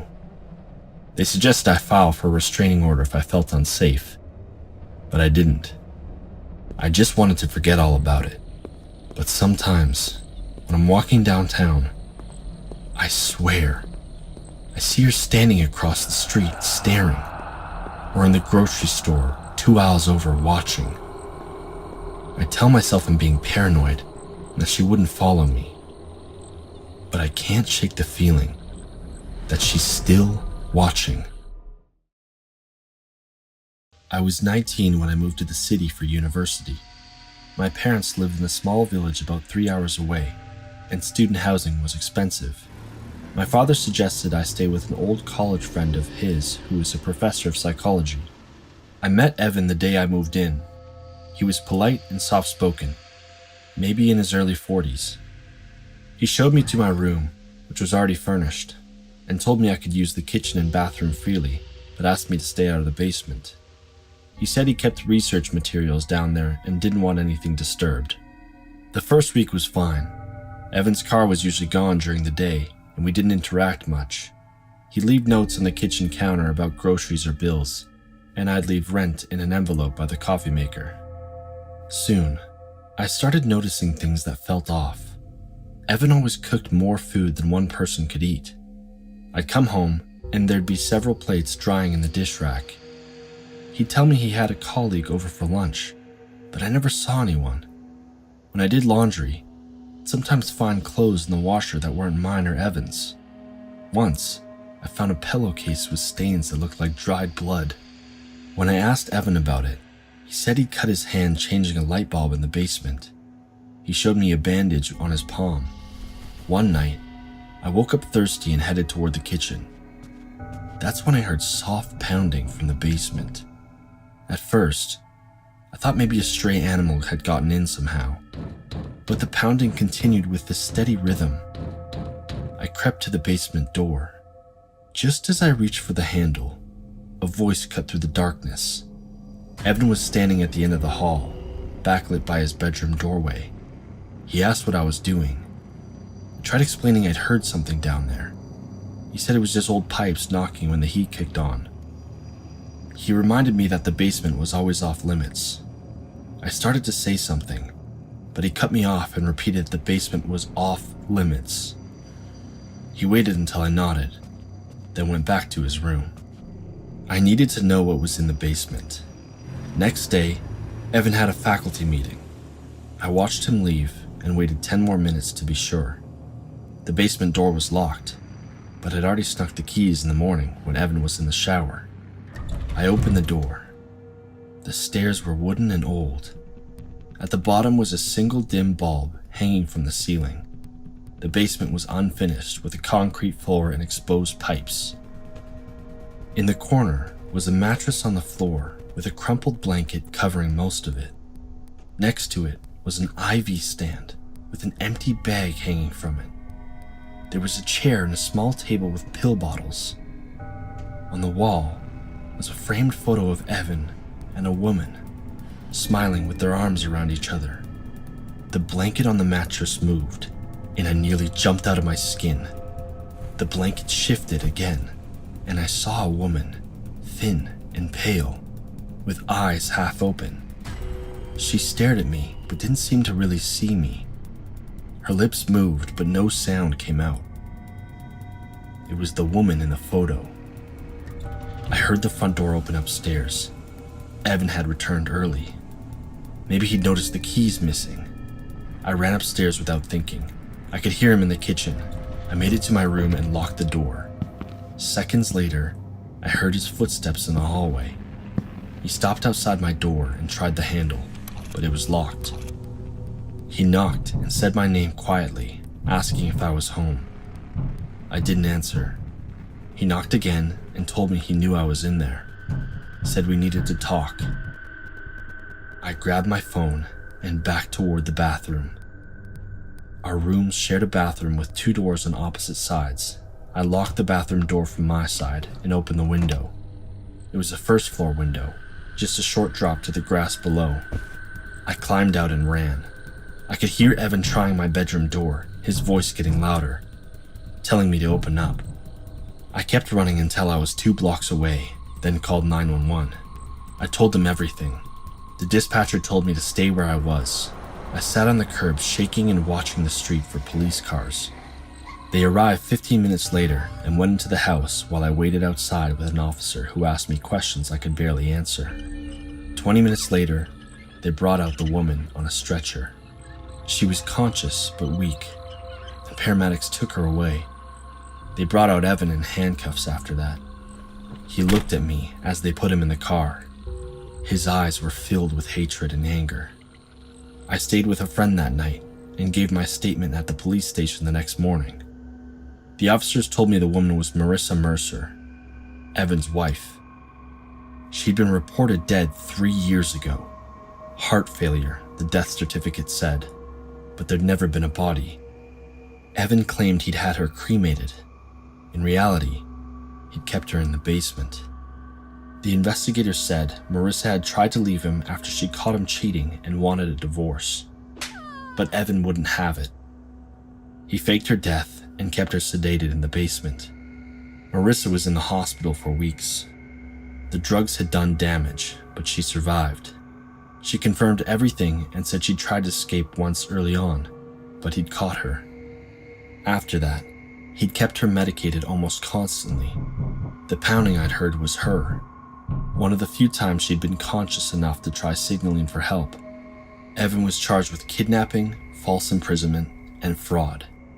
It has been years, but I still think about all of it sometimes, and think about all the ways it could have ended differently. And each version freaks me out, even more. I was a junior when I got assigned a new roommate. My previous one had transferred schools, leaving me with a full apartment for about 3 weeks before housing matched me with someone to split the rent. His name was Adrian, and he was a year older than me. He was studying philosophy and religious studies. When we met, he seemed polite enough. The first week was normal. We barely saw each other. He'd be gone when I woke up, and back late when I was already in bed. But by the 3rd week, Adrian started behaving weirdly. He'd knock and ask to borrow petty things, like a pen or a phone charger, and then just stand there, talking all kinds of whacked up crap. He'd ask about identity and who I thought I really was beneath everything, about rebirth and transformation, whether I believed people could become something entirely different. I'd give vague answers and try to redirect the conversation, but he'd keep pushing with his eyes locked on mine. After a month of us staying together, I started hearing chanting from his room around 2 or 3 in the morning. I thought maybe it was prayers or some religious module he was practicing, but the tone was too intense. One afternoon, I came back early from class. The apartment was supposed to be empty since Adrian's car was in the lot, but I heard this childlike laughter coming from his room. I walked over to his door, which was cracked open just enough to peep inside. Adrian was sitting at his desk with a small mouse on the surface in front of him. He'd had one of those small utility blades and was cutting it open slowly, laughing like he was genuinely amused. I backed away before he could see me and went to my room to lock the door. I didn't come out for dinner. I was really freaked out. That night, the chanting started again, but this time it was louder, and I could smell sage and incense seeping under my door. I pressed my ear to the wall. The words were clearer now. I couldn't understand the language, but the cadence was unmistakable. He was performing some kind of ritual. The next morning, Adrian was in the kitchen making coffee when I came out. He smiled at me and asked how I'd slept. I said fine and didn't mention what I'd heard. He poured himself a cup and sat at the table. He started talking about power and how most people worship the wrong things. How they were afraid of truth because truth required sacrifice. He told me Satan was more powerful than God. He said most people didn't understand that, but he did, and I should try to understand it too. He said I should consider it and that he could help me. I stared at him and asked if he was serious. He nodded. I asked him straight up if he was in some kind of cult. Adrian smiled. His eyes went distant, like he was looking through me instead of at me. He got up, put his cup in the sink, and went back to his room without another word. I spent the whole day trying to figure out what to do. I thought about calling housing and packing up and leaving, but I kept telling myself I was overreacting and that he was just weird and eccentric. That college had all kinds of people. I should have trusted my instincts. That night, I woke up around 3 in the morning to find my room was filled with dozens of candles, casting flickering shadows across the walls. On my floor, drawn in what looked like red paint, was a pentagram. Adrian was sitting in the center of it, cross-legged with his eyes rolled back in his head so only the white showed. He was chanting the same words I'd heard through the wall, but louder now and more intense. He was in some kind of trance, with his body swaying slightly and his hands raised palm up. I couldn't move or breathe. I just stared at him sitting there on my floor performing some kind of satanic ritual while I was sleeping. His head tilted toward me, with his eyes still rolled back, like he could sense I was awake, even though he couldn't see. That snapped me out of it. I grabbed my phone and bolted out of the apartment. I stood in the hallway and called campus security. I told them everything. They arrived within 10 minutes. 2 officers went into the apartment while I waited in the hall. I heard voices. Adrian's voice was calm and confused, asking what was wrong. The officers were asking him to step outside. When they brought him out, he looked like a regular guy in sweatpants looking bewildered.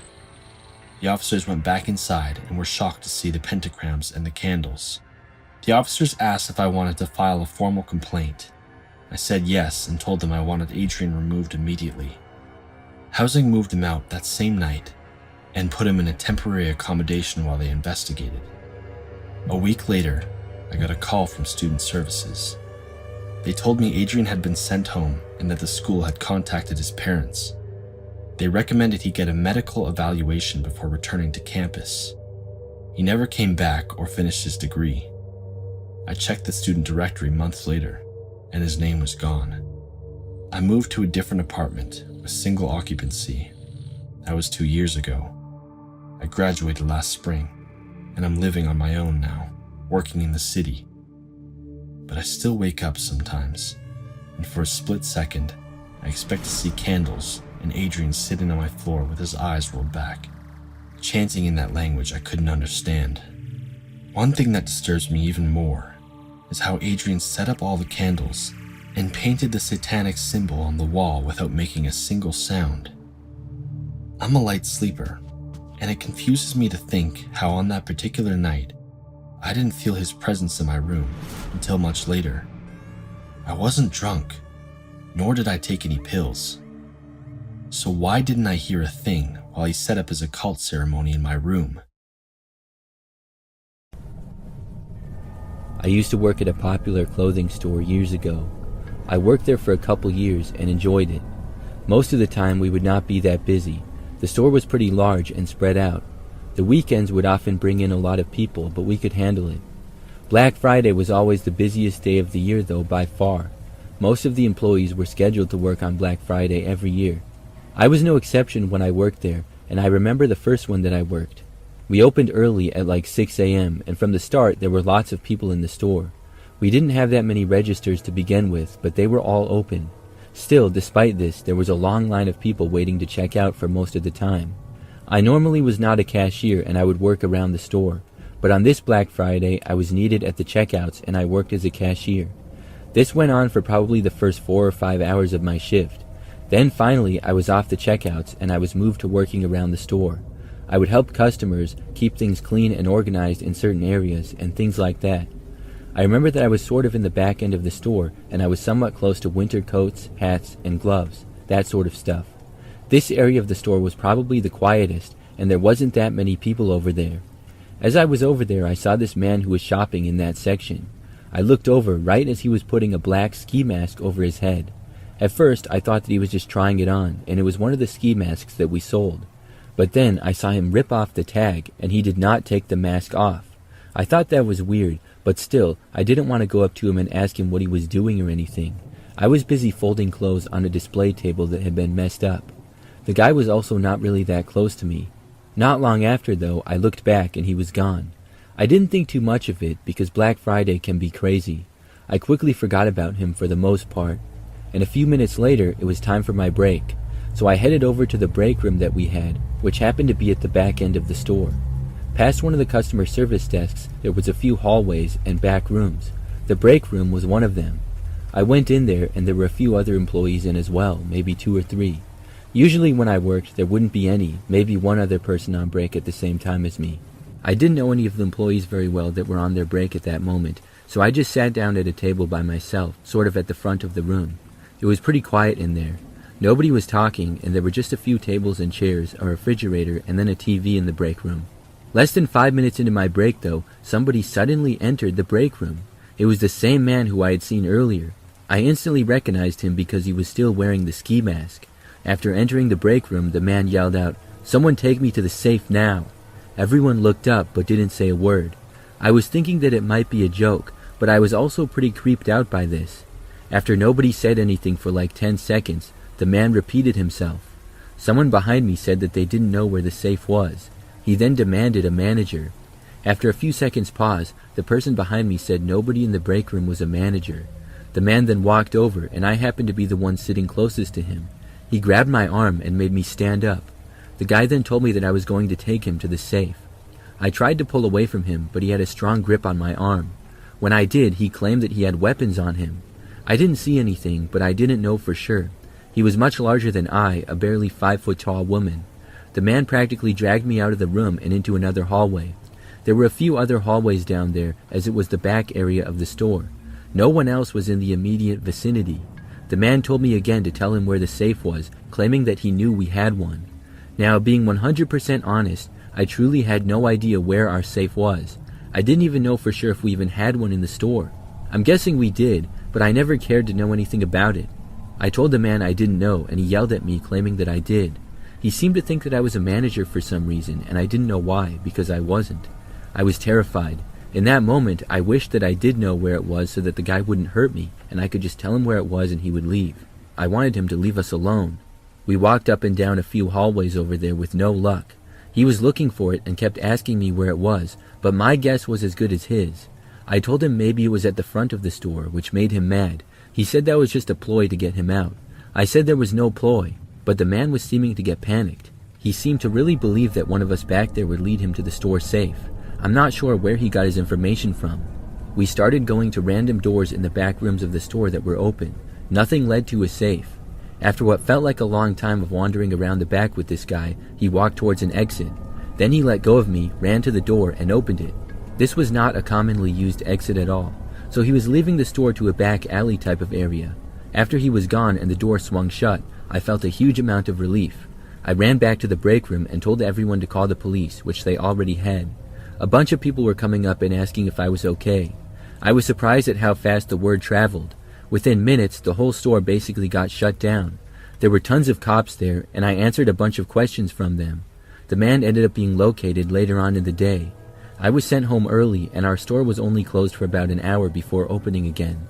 That was by far my craziest Black Friday experience.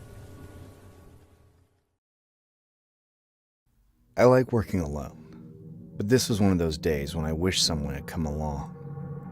I'm a home inspector for a company that deals with land acquisition and evaluation in the dying rural communities of my state. Thrilling job title, I know. Basically, when the old folks that live out in the country kick the bucket, their kids who already moved closer to the city decades ago usually decide to sell off their parents' property. Since nobody else wants to live out there either, land almost always gets bought up by a corporate entity. For better or worse, that's where contractors like me come in. Somebody has to go out there and shut off the utilities, test the soil for arability, and inspect the house to see if it's worth fixing up, or if it's cheaper to turn the whole plot into farmland. However, there are mysteries in some of these places that make me think it might be better if nobody lives there anymore. One day, I got sent out to what I thought would be a typical home inspection. The utility, soil, and survey guys had already been out, so all that was left to check was the condition of the house itself. After an hour-long drive, I arrived at the isolated house around noon. It was a typical setup, an old double-wide trailer home with a lifetime of extensions and add-ons trying to polish that affordable lower-class core. According to my supervisor, the story was that 3 months ago, the husband died first from a stroke, then the wife died of a broken heart shortly after. The family had come out just once or twice to collect the heirlooms and whatnot, but left everything else for the corporate buyer to dispose of. Too painful to sort through it all, I guess. With a sigh, I put away my thoughts of grieving strangers and stepped out of the truck to do my job. As I walked up the driveway, I noticed there was a small fenced-in field with a rundown shed, something for me to inspect later. As always, I circled the house first before going inside. There was some damage, but the house was in good shape for its age. The only thing that struck me as odd was that the flowers around the house looked pristine and healthy. Not like they'd been left to grow wild for 3 months. It didn't really matter though. After I checked all the exterior boxes, I climbed up the porch and tried to open the front door. It was supposed to be unlocked by the previous contractor, but it wouldn't budge. Thankfully, I had a key. Otherwise, I would have driven all the way out there for nothing. Although, that might have been for the best. Stepping inside, I saw something I'll never quite forget. I'd walked into plenty of scenes similar to it in all my years of inspecting abandoned houses, but this one took the cake. Entering the living room, I saw an old, well-worn recliner. It was empty, but laid all the way back, and there was a deep brown stain in the shape of a person still laying in it. That old man died in the house for sure. People often leave a stain of urine or fecal matter as their body relaxes in death, but this wasn't that. This was full-body decomposition. Something about the story my supervisor told me wasn't adding up. The chair belonged to the husband. They were labeled Grandma and Grandpa by knitted covers thrown over the backs, but that meant the woman must have let her husband rot in the chair he died in for days before calling anyone. That's a little more than a broken heart. More like a broken mind, too. I shuddered, trying to refocus. Never mind the unlit candles arranged in a circle around the chair, with dried beads of wax dripping onto the floor beneath them. Just get to work and inspect the house and get out. Yet everywhere I went, this empty house was still breathing. Dirty dishes in the sink, clothes half folded on the bed, water still puddled in the bathtub. It's hard to focus on the condition of door jambs and drywall when it feels like a ghost is breathing down your neck. However, it was in the master bathroom that I discovered the worst part of the house, from a home inspector's perspective anyway. On the floor by the toilet, where the heat vent should have been, was an 18-inch hole punched out by wood rot. It led straight down into the crawl space. There was no way I was squeezing through that hole, but I still had to confirm what created it, which meant I had an excuse to finally leave the house, only to crawl underneath it from the outside. So I went out and circled the house, looking for the crawl space cover that would give me the least trouble. I found one on the side facing the field and shed I saw earlier, but it looked a little too easy to get into. I had checked it just a few minutes ago and it had looked completely in place, but now it was crooked. I crouched down, took it the rest of the way off, then shined my flashlight into the crawl space. Like any other, it was full of spider webs, carcinogenic insulation, and all manner of other nasty things waiting for me to crawl on top of them. I steeled myself to get on my stomach and enter, but then at the last second, I got the urge to look over my shoulder. Call it instinct, divine intervention, or whatever, but it made me notice something. The shrubs against the fence had been parted in the wind, just barely revealing a gap where a gate had once been. I knew I was probably just procrastinating, but I decided I would go check out that shed, then come back to the crawl space. When I got to the shed, though, I realized what had been bothering me, and it wasn't superstitions about the dead husband. There was a bedroll on top of a bale of hay, looking like it was recently disturbed. Empty cans of food, just like the ones from the kitchen, were scattered around the interior. There were no squatters listed on the paperwork I got, but this was evidence to the contrary. They hadn't just hidden from us either. A small corkboard was poking out from under the bedroll. Out of involuntary curiosity, I pulled it out and looked at it, finding random scraps of paper with scribblings of countless observations, from animal activity to cars. One slip had a list of vehicles and tag numbers, with dates next to them. Recent dates, familiar vehicles, white van, white truck, license plate number. Me. It was a list of all the contractors that had come out before me. And my truck was at the bottom, the most recent arrival. Moving quickly, I ripped the list off the board and crumpled it into my hand, immediately leaving the shed and rushing back to my truck. Once I locked myself inside, I tried to call my supervisor to tell them what was going on, but I couldn't get a signal. Erring on the side of caution, I left the property with the job unfinished. Nothing I saw indicated with certainty that whoever was squatting there was hostile, necessarily. But I knew something was wrong. That kind of compulsive observation screams it. Luckily, my supervisor wasn't too hard on me. Apparently, all the other guys who had to go inside the house were spooked by the death stain too, but nobody spent as much time in there as I did. He said he'd send the new guy to bite the bullet and finish my work just this once. Only problem is, the kid never came back from that job. He made it there, but straight up ditched. No call, no text. He just quit. His family said he was alive, but nobody could get a hold of him to find out what spooked him even worse than me. My guess is he actually went into the crawl space I was too scared to enter. There must have been something in there worse than anyone's imagination. Why else would that squatter be watching an abandoned house so closely? We reported the property to the police, but of course they didn't find anything. To this day, nobody quite knows what the hell was going on there. It could have been a family member struggling to let go, a random drifter, or perhaps the wife never died of a broken heart at all. I just hope that by now, the whole place has been bulldozed.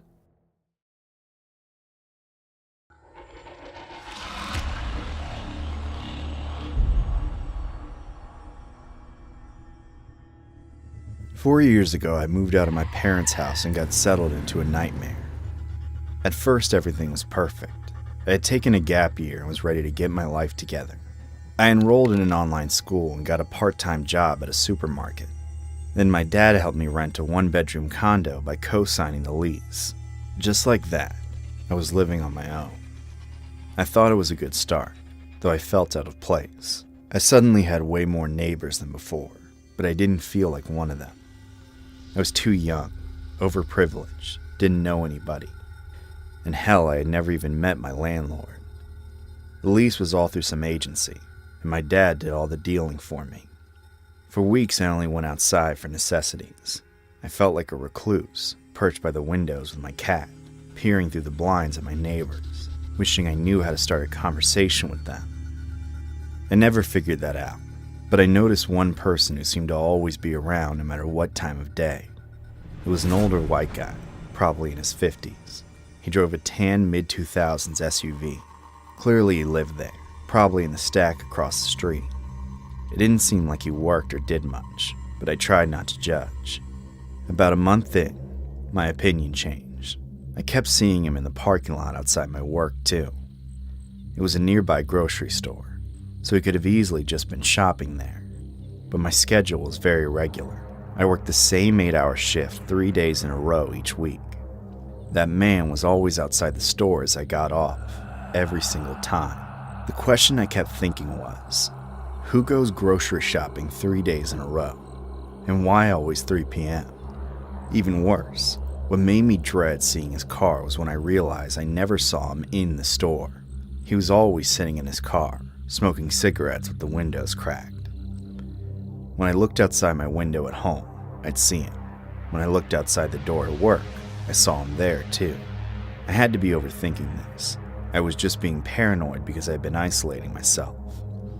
To fix my brain, I started going out to random coffee shops to study instead of studying exclusively at home. That remedy might have worked had the man in the tan SUV not started showing up in those parking lots too.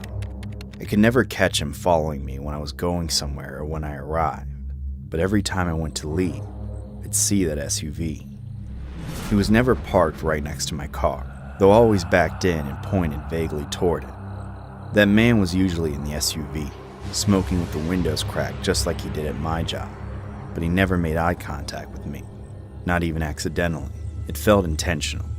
Neighbors who keep running into each other eventually make eye contact, even if it's just for a split second. It's just human. This guy was not. Unsure what else to do, I started taking pictures of his car whenever I saw it. But I ran into problems there too. My phone camera couldn't zoom in well, and since the guy always backed in, I couldn't get his plate. His grimy windshield and smoke-filled interior made any shots I ever got of his face terrible too. Still, I quickly amassed an album of evidence. I showed my dad, and he was concerned, but not in the way I wanted him to be. He thought I was being too paranoid, convincing myself that someone was following me, when they were just my neighbor and went to similar places. I couldn't convince him it was deeper than that, but he told me if I was truly concerned, I should call the police and file a report. The cops were much more direct about calling me hysterical. That was crushing to my mental state. I almost started believing them. Then one day, an old friend reached out. She had moved to the beach, about a 40-minute drive away, and adopted a stray cat who turned out to be very pregnant. She was asking everyone she knew to take a kitten, and I was in the exact mental state to not be able to resist. The unplanned trip out of town was enough, but having a new kitten to take my mind off things felt like just what I needed. I didn't hesitate. I drove to the beach that night. At her house, I was so engrossed in the new kitten that I had forgotten about what was happening at home. But as I was loading the carrier into my car, I noticed it. I smelled it first. The foul secondhand smoke emanating nearby. The tan SUV and the old creep inside it. He had followed me all the way to the beach. In that moment, I chose to ignore it, knowing my friend would probably just call me crazy too. But internally, I was panicking. When I returned home, just got worse. I was trying not to think about it. I had to get my cats introduced to each other somehow, then figure out if there was anything I could do about him. Turns out, he moved first. About an hour after I got home, someone knocked on the door. I froze, terrified, not moving for at least a full minute. They didn't knock again.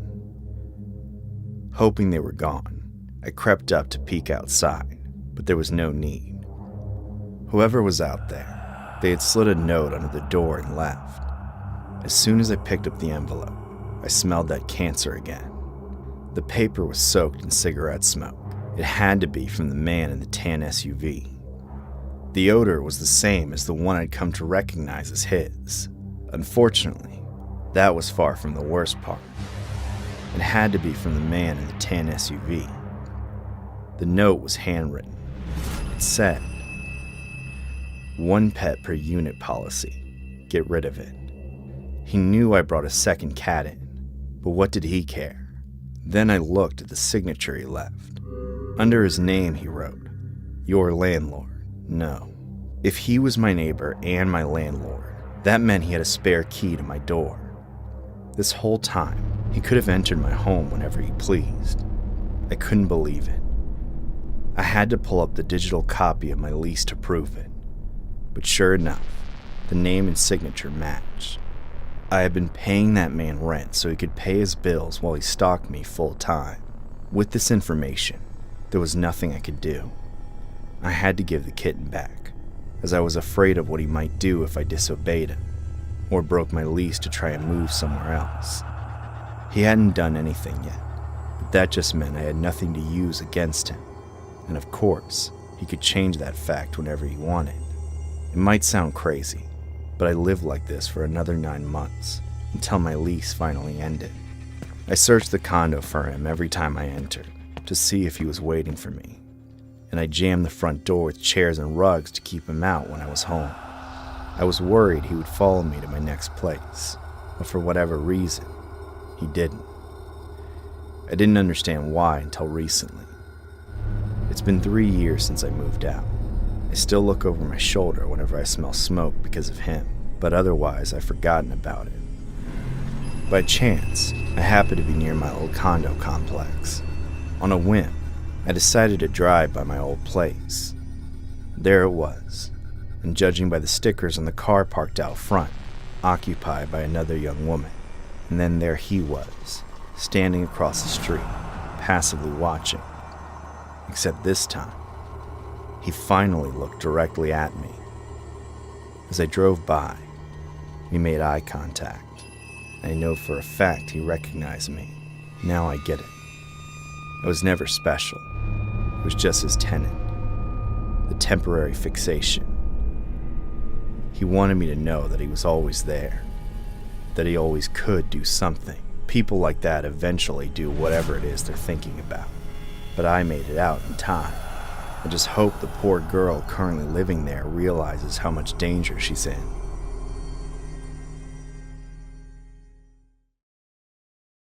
The worst place I ever lived was in Tallahassee, Florida. I moved there to be near my girlfriend, who was going to FSU, which turned out to be the dumbest decision of my life.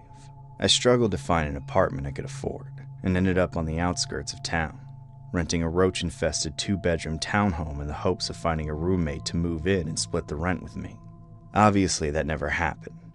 The list of things that sucked about that apartment is long, but there was one part of it that I avoided completely. The back porch. I thought it would be a cool place to hang, but upon trying that the first time, I realized the damn thing was crawling with spiders. Screw that. Aside from the porch, also at the back of the first floor, was the tiny kitchen and laundry room. For whatever reason, the laundry room had a door separating it from the kitchen, as well as its own door leading outside to the back porch. So I had 2 different ways to access a space I didn't want to touch with a 10-foot pole. Great. On another note, the washer and dryer didn't work, and the landlord refused to repair them. So I washed all my clothes at the laundromat down the road, and used the laundry room as extra pantry space. If all this wasn't bad enough, the neighborhood was home to a thriving community of other pest animals. Something was always digging through the garbage bins and scratching at the exterior walls, trying to take shelter. The sounds were more frequent after dark, and there seemed to be a preference for the back of the building. One day I got the nerve to go out on the back porch to see if I had something nesting underneath it. The building was on a grade, so while the front door was at ground level, the back porch was about 3 feet up off the ground. The crawl space underneath seemed to extend below the building as well, but I had no clue how far it went. When I looked at the other 2 units connected to mine, I saw that the underside of their porches were boarded up with plywood. It looked like shit, but it must have worked, because my crawl space was wide open, and something was living under there for sure. There was a patch of loose dirt by the steps where the grass had been killed by something repeatedly crawling in and out. I had no interest in doing a thorough investigation though. I just took a page out of my neighbor's book and decided to board it up. That afternoon, I went to the store, bought some trellis panels, then took a hammer and some nails and covered up every entrance into the crawl space via the back porch. It wouldn't stop rats or mice, but it looked a whole lot better than plywood, and it would repel the larger critters I suspected were the problem. However, the next morning, I discovered the animals were both bigger and smarter than I anticipated. I'd heard the usual scratching and scraping through the night, but nothing prepared me for what I walked out to. Something had entirely ripped one of the trellis panels off the porch, then smashed it to bits. That wasn't all either. After I picked up the pieces, I noticed damage to the secondary back door leading into the laundry room. There were scratch marks all over the lower half. I couldn't tell what made it, but it seemed related. Whatever was living under my porch, it had tried to get into my apartment. With that in mind, I decided to give up and just let them have the porch. Besides, I had other problems. I still couldn't find a roommate, so I was bleeding money for this shithole. And on top of that, my girlfriend and I were on the brink of breaking up. The whole reason I was suffering through living there was to be with her. But we barely spent any time together anymore.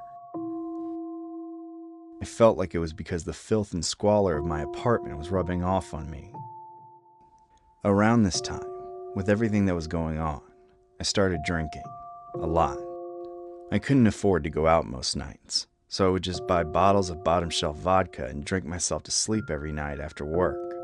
At some point, it got so bad I would black out halfway through the bottle, then wake up on the floor with the bottle completely empty and my entire apartment in a wreck. On a regular basis, I would find mysterious trash and broken glass everywhere. Roaches crawling in the clothes I left on the floor because I randomly decided to strip naked while blacked out, and the exterior door in the laundry room unlocked. I was always too hungover to care much about why any of this was happening. I just tried my best to reset, clean up, and lock the door again. My best guess was, since I always avoided the back porch while sober, that drunk me made it a point to hang out there. This was my life for several months leading into the winter. Nobody wanted to hang out with the drunken asshole I'd become, and my girlfriend broke up with me, though I don't even remember that happening. I just know it happened at some point. One day, I drank myself broke. I had no money and no liquor, so I was having an involuntary dry night. Faced with the stark reality of my life, I was paralyzed. I lied in bed and stared at the ceiling for hours. Sometime around 3 a.m., I realized there was no use trying to sleep anymore, and I was starving, so I went downstairs to the kitchen. Nothing in the fridge or any of the cabinets was appealing to me. The last place I could look was the laundry room, which I stored some non-perishables in.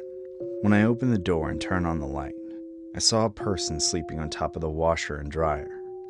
It was a homeless woman. She was using pillows and blankets of mine that went missing forever ago. I was in complete and utter shock, but it got worse. Under the bright lights, the woman woke up. She squirmed under the blankets and turned over, then looked at me.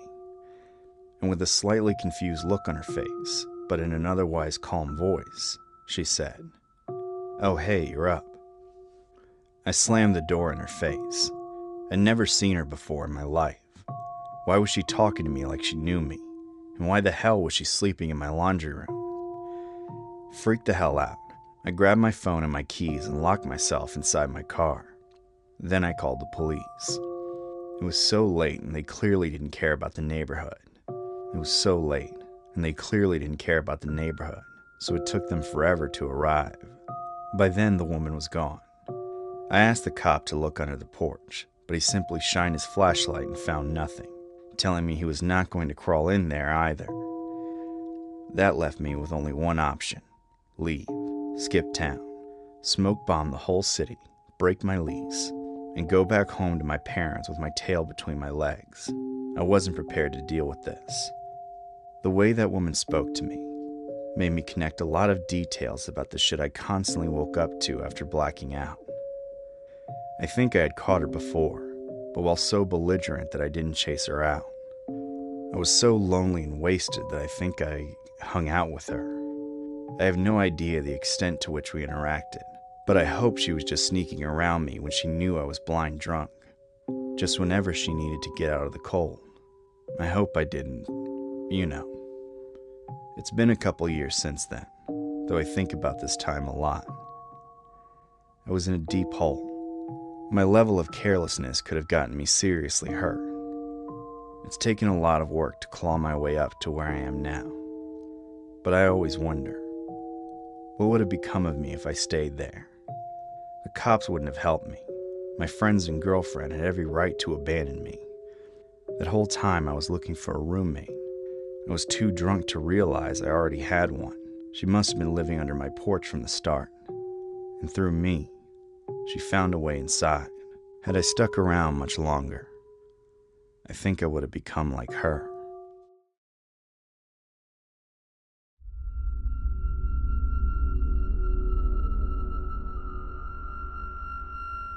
By the start of my junior year of high school, I think I had things dialed in.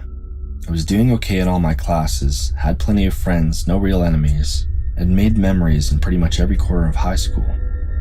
So, when I saw a kid who seemed to be struggling a bit, I had the urge to help him out. I noticed him during the first week of school. I'd never seen him before, but it was like I was seeing him everywhere, always alone, off to the side looking lost. One day, during lunch, I went up and introduced myself. We talked for a bit and got to know each other. His name was Kyler. He was a senior who had to leave behind all of his friends from his previous school because his dad moved for work.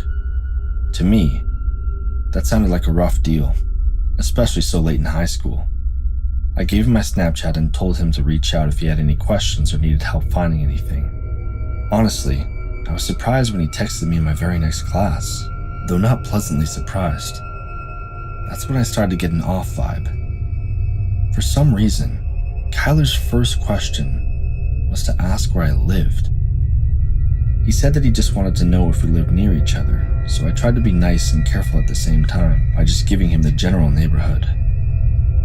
That wasn't enough for him. He asked for the address, claiming he didn't know where anything was, as if he couldn't just look it up. I told him I'd tell him later, then I put my phone away for the rest of the period. In my pocket, I felt vibration after vibration from Kyler pestering me with endless messages. I couldn't read them, as I would probably get caught on my phone trying to do so. But it seemed like whatever class Kyler was in didn't care about phone use whatsoever. Later, during class change, I skimmed through the block of text. I was a little disturbed to see that he'd been asking to hang out right now, not after school, but to skip class with him. Even more concerning was where he wanted to hang out. The Diamond. It's what we call one of those older buildings on campus. It's kind of far from every other building, and it's very small, with just 10 or so classrooms. It's mostly just used for clubs and testing, so it's usually quiet and empty during the day. There's a square-shaped courtyard in the middle with a surprisingly nice garden, hence the name, Diamond. If this really was Kyler's first week here, there was no way he could have known about the Diamond already. Asking me to meet him there alone made me think he was up to something. I'd only met him like an hour ago, so I didn't feel bad about refusing and blocking him. If only it was that simple. Just like before, I kept seeing Kyler everywhere.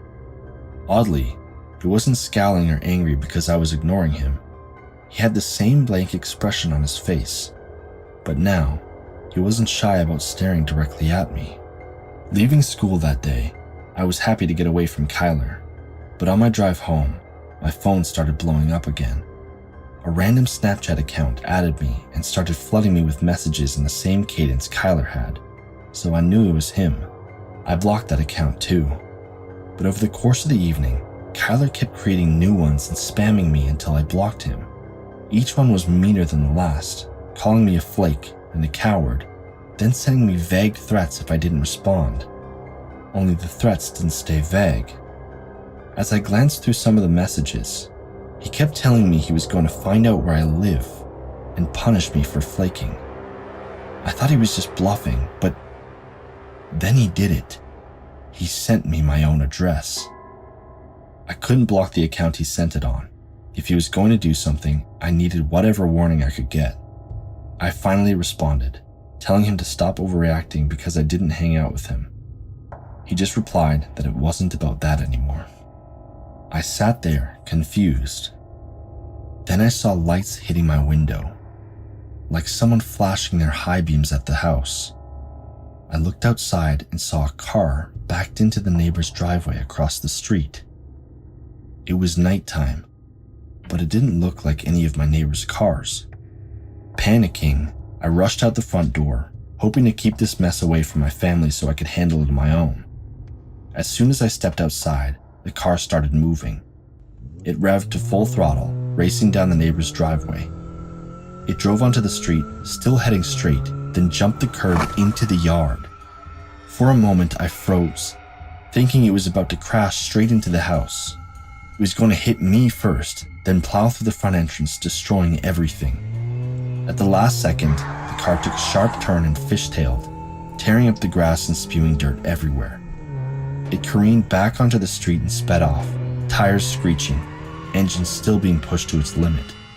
When my parents heard the noise and came outside, they found me still standing on the porch, shaking, staring at the tire tracks arcing through the yard. I was too scared to even look at the tags on the car that made them, but I knew who was driving it. Kyler. That night, we called the police, who reported it to the school. The next day, I got called into the office. I expected to be confronted by Tyler, but he was nowhere to be found. Literally. The principal told me they looked for him, but there was nobody with that name or description at the school. He was never enrolled at all. The whole time, he was just posing as a student, spying on kids and collecting information. But for what possible reason? I don't know if I just fell into his trap, or if I was the target from the beginning. The only thing I'm sure of is that something bad would have happened to me if I had followed him to the diamond. In my sophomore year of high school, I had my first encounter with a stalker. On a boring Monday morning, I sat at my usual spot in second period. As the bell rang, I noticed my friend Ileana, who always sat next to me, was absent. And there was a kid I had never seen before standing awkwardly by the teacher's desk. Before beginning the day's lesson, the teacher made an announcement, introducing the boy as a new student who had just transferred from a different school. His name was Wallace, or Wally for short. Since Ileana was absent, the teacher told him he could sit next to me. I wasn't happy about it, but I tried to be nice and introduce myself. His face lit up when I spoke to him, which made me think I was doing a good thing. In hindsight, I wish I had just ignored him. Almost immediately, Wally went from stiff and silent to not shutting the hell up. He kept talking to me during class, loud enough for everyone to hear, causing enough disruption that the teacher had to tell him to be quiet multiple times. He even followed me to my next class, but thankfully he wasn't in it. I complained about him to the girls in third period, though of course, nobody had heard of this kid yet, so they didn't understand how annoying he was. Come lunchtime, the friends I sat with saw everything. About 5 minutes after I got to my table, Wally showed up completely uninvited and plopped down right next to me, literally pushing one of my friends out of the way. I swear, we told him he was way out of line, but he took it as a joke, saying he had to sit with us because I was his best friend. He went on and on, about how he had talked all through second period, which is technically true, but not in the way he made it out to be. For the next 20 minutes, Wally talked over everyone, oversharing personal details, giving me creepy, unwanted compliments, and trying to make us laugh with unfunny jokes. By the end of lunch, all my friends understood that I had essentially been cursed. They walked with me to my next class, but Wally walked with us. I was half worried, half hoping that his attention might fall onto one of the other girls, but I had no such luck. Over the course of the day, in each class I entered, I silently begged that Wally wouldn't be in it. I was terrified that he'd be standing stupidly in front of everyone again, this time beaming at me like a wax figure come to life, but it seemed like we only shared one class. However, on my walk home, I discovered that I wouldn't just have to worry about him at school. I had traveled 1 or 2 blocks from the campus when suddenly I heard someone running up behind me. I turned around in fear that I was about to be trampled or stabbed or kidnapped. But then it was just Wally, which was not any better. Already drained, I asked him what he was doing. He claimed he was walking home in this direction too. Then he saw me and decided to catch up. I knew this was all a lie, as he had just transferred schools, which meant he probably didn't even live nearby. Sadly, I couldn't outrun him or knock him out, so I pretended he wasn't there and kept walking home.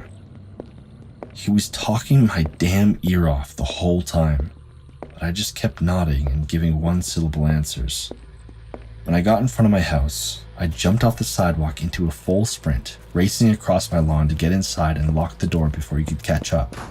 I knew it was no use saying goodbye or come back later. Like the stubborn creep he is, he came up to my door and knocked several times, asking me to come outside.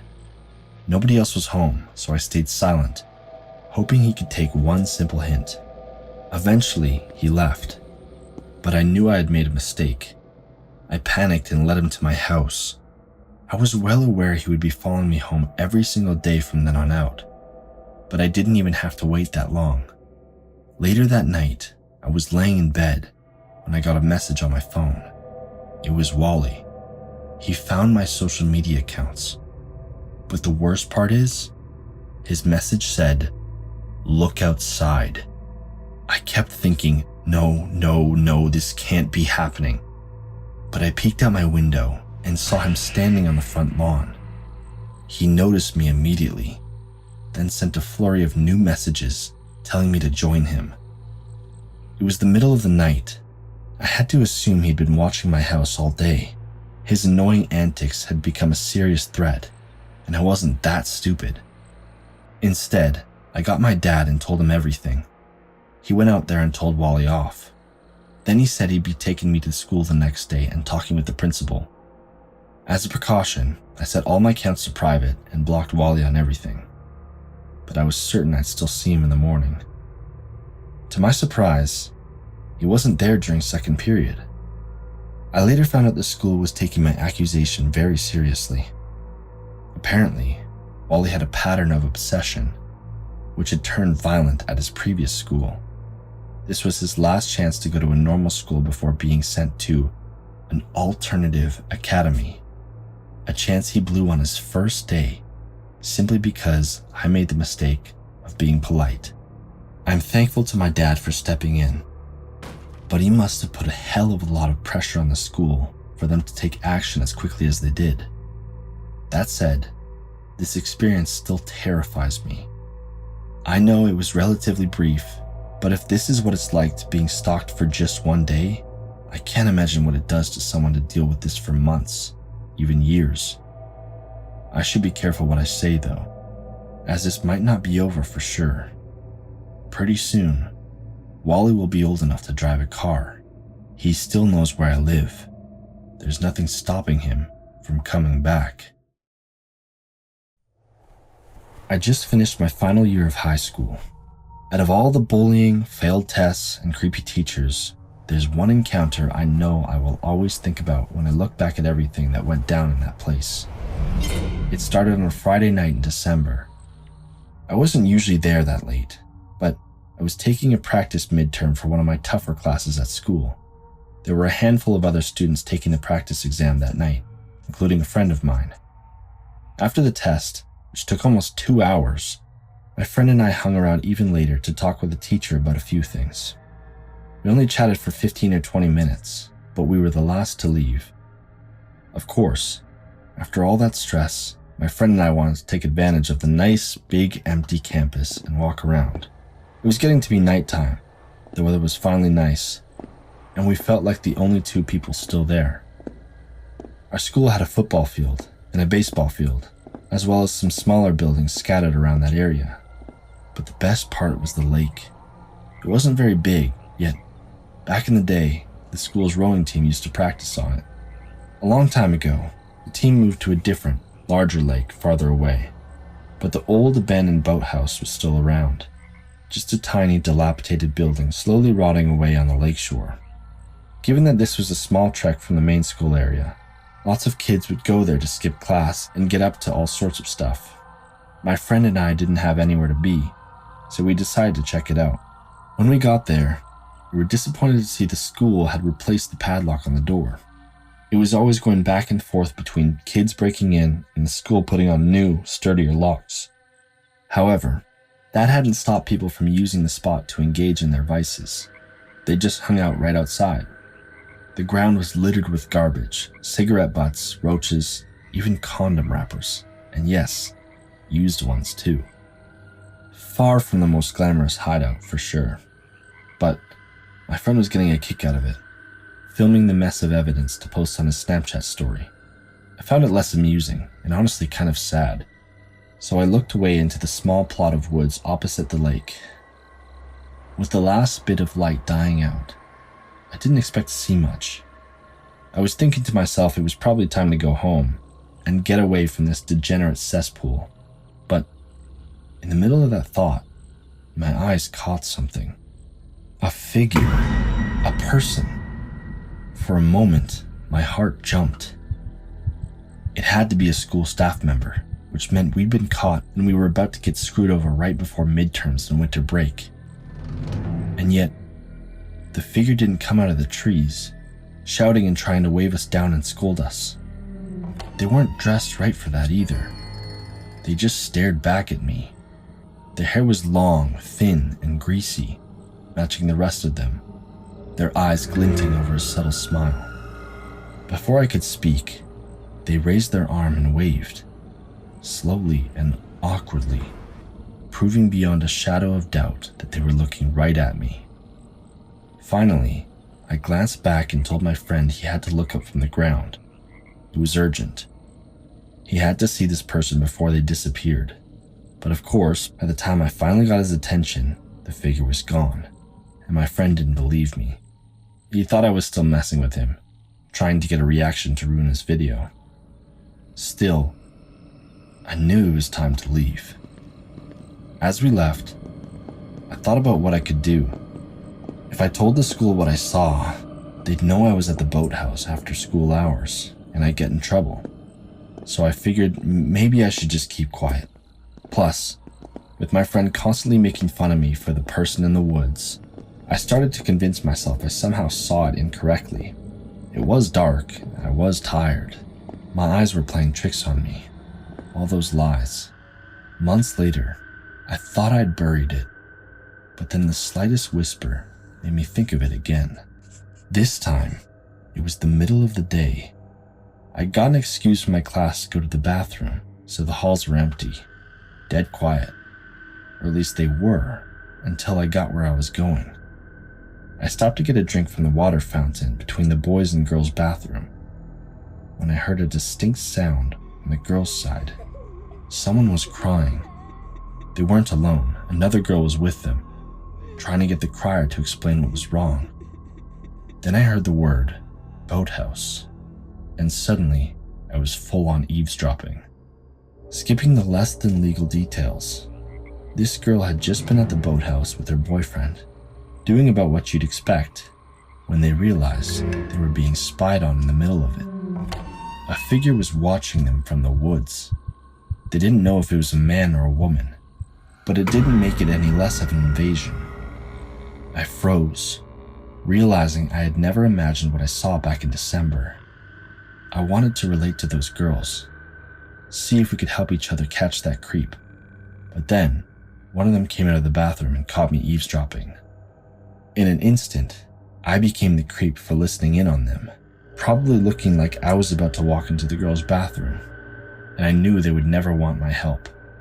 The best thing I could do was apologize and walk away before that girl thought I was any more involved. After that, though, I felt terrible. Had I reported what I saw, maybe the girl who was crying wouldn't have been exposed. To put my conscience at rest, I decided to call an anonymous tip to the police that night, but I never found out if anyone was arrested. All I know is I avoided that entire side of campus like it was radioactive, and I'm sure as hell glad I don't go to that school anymore.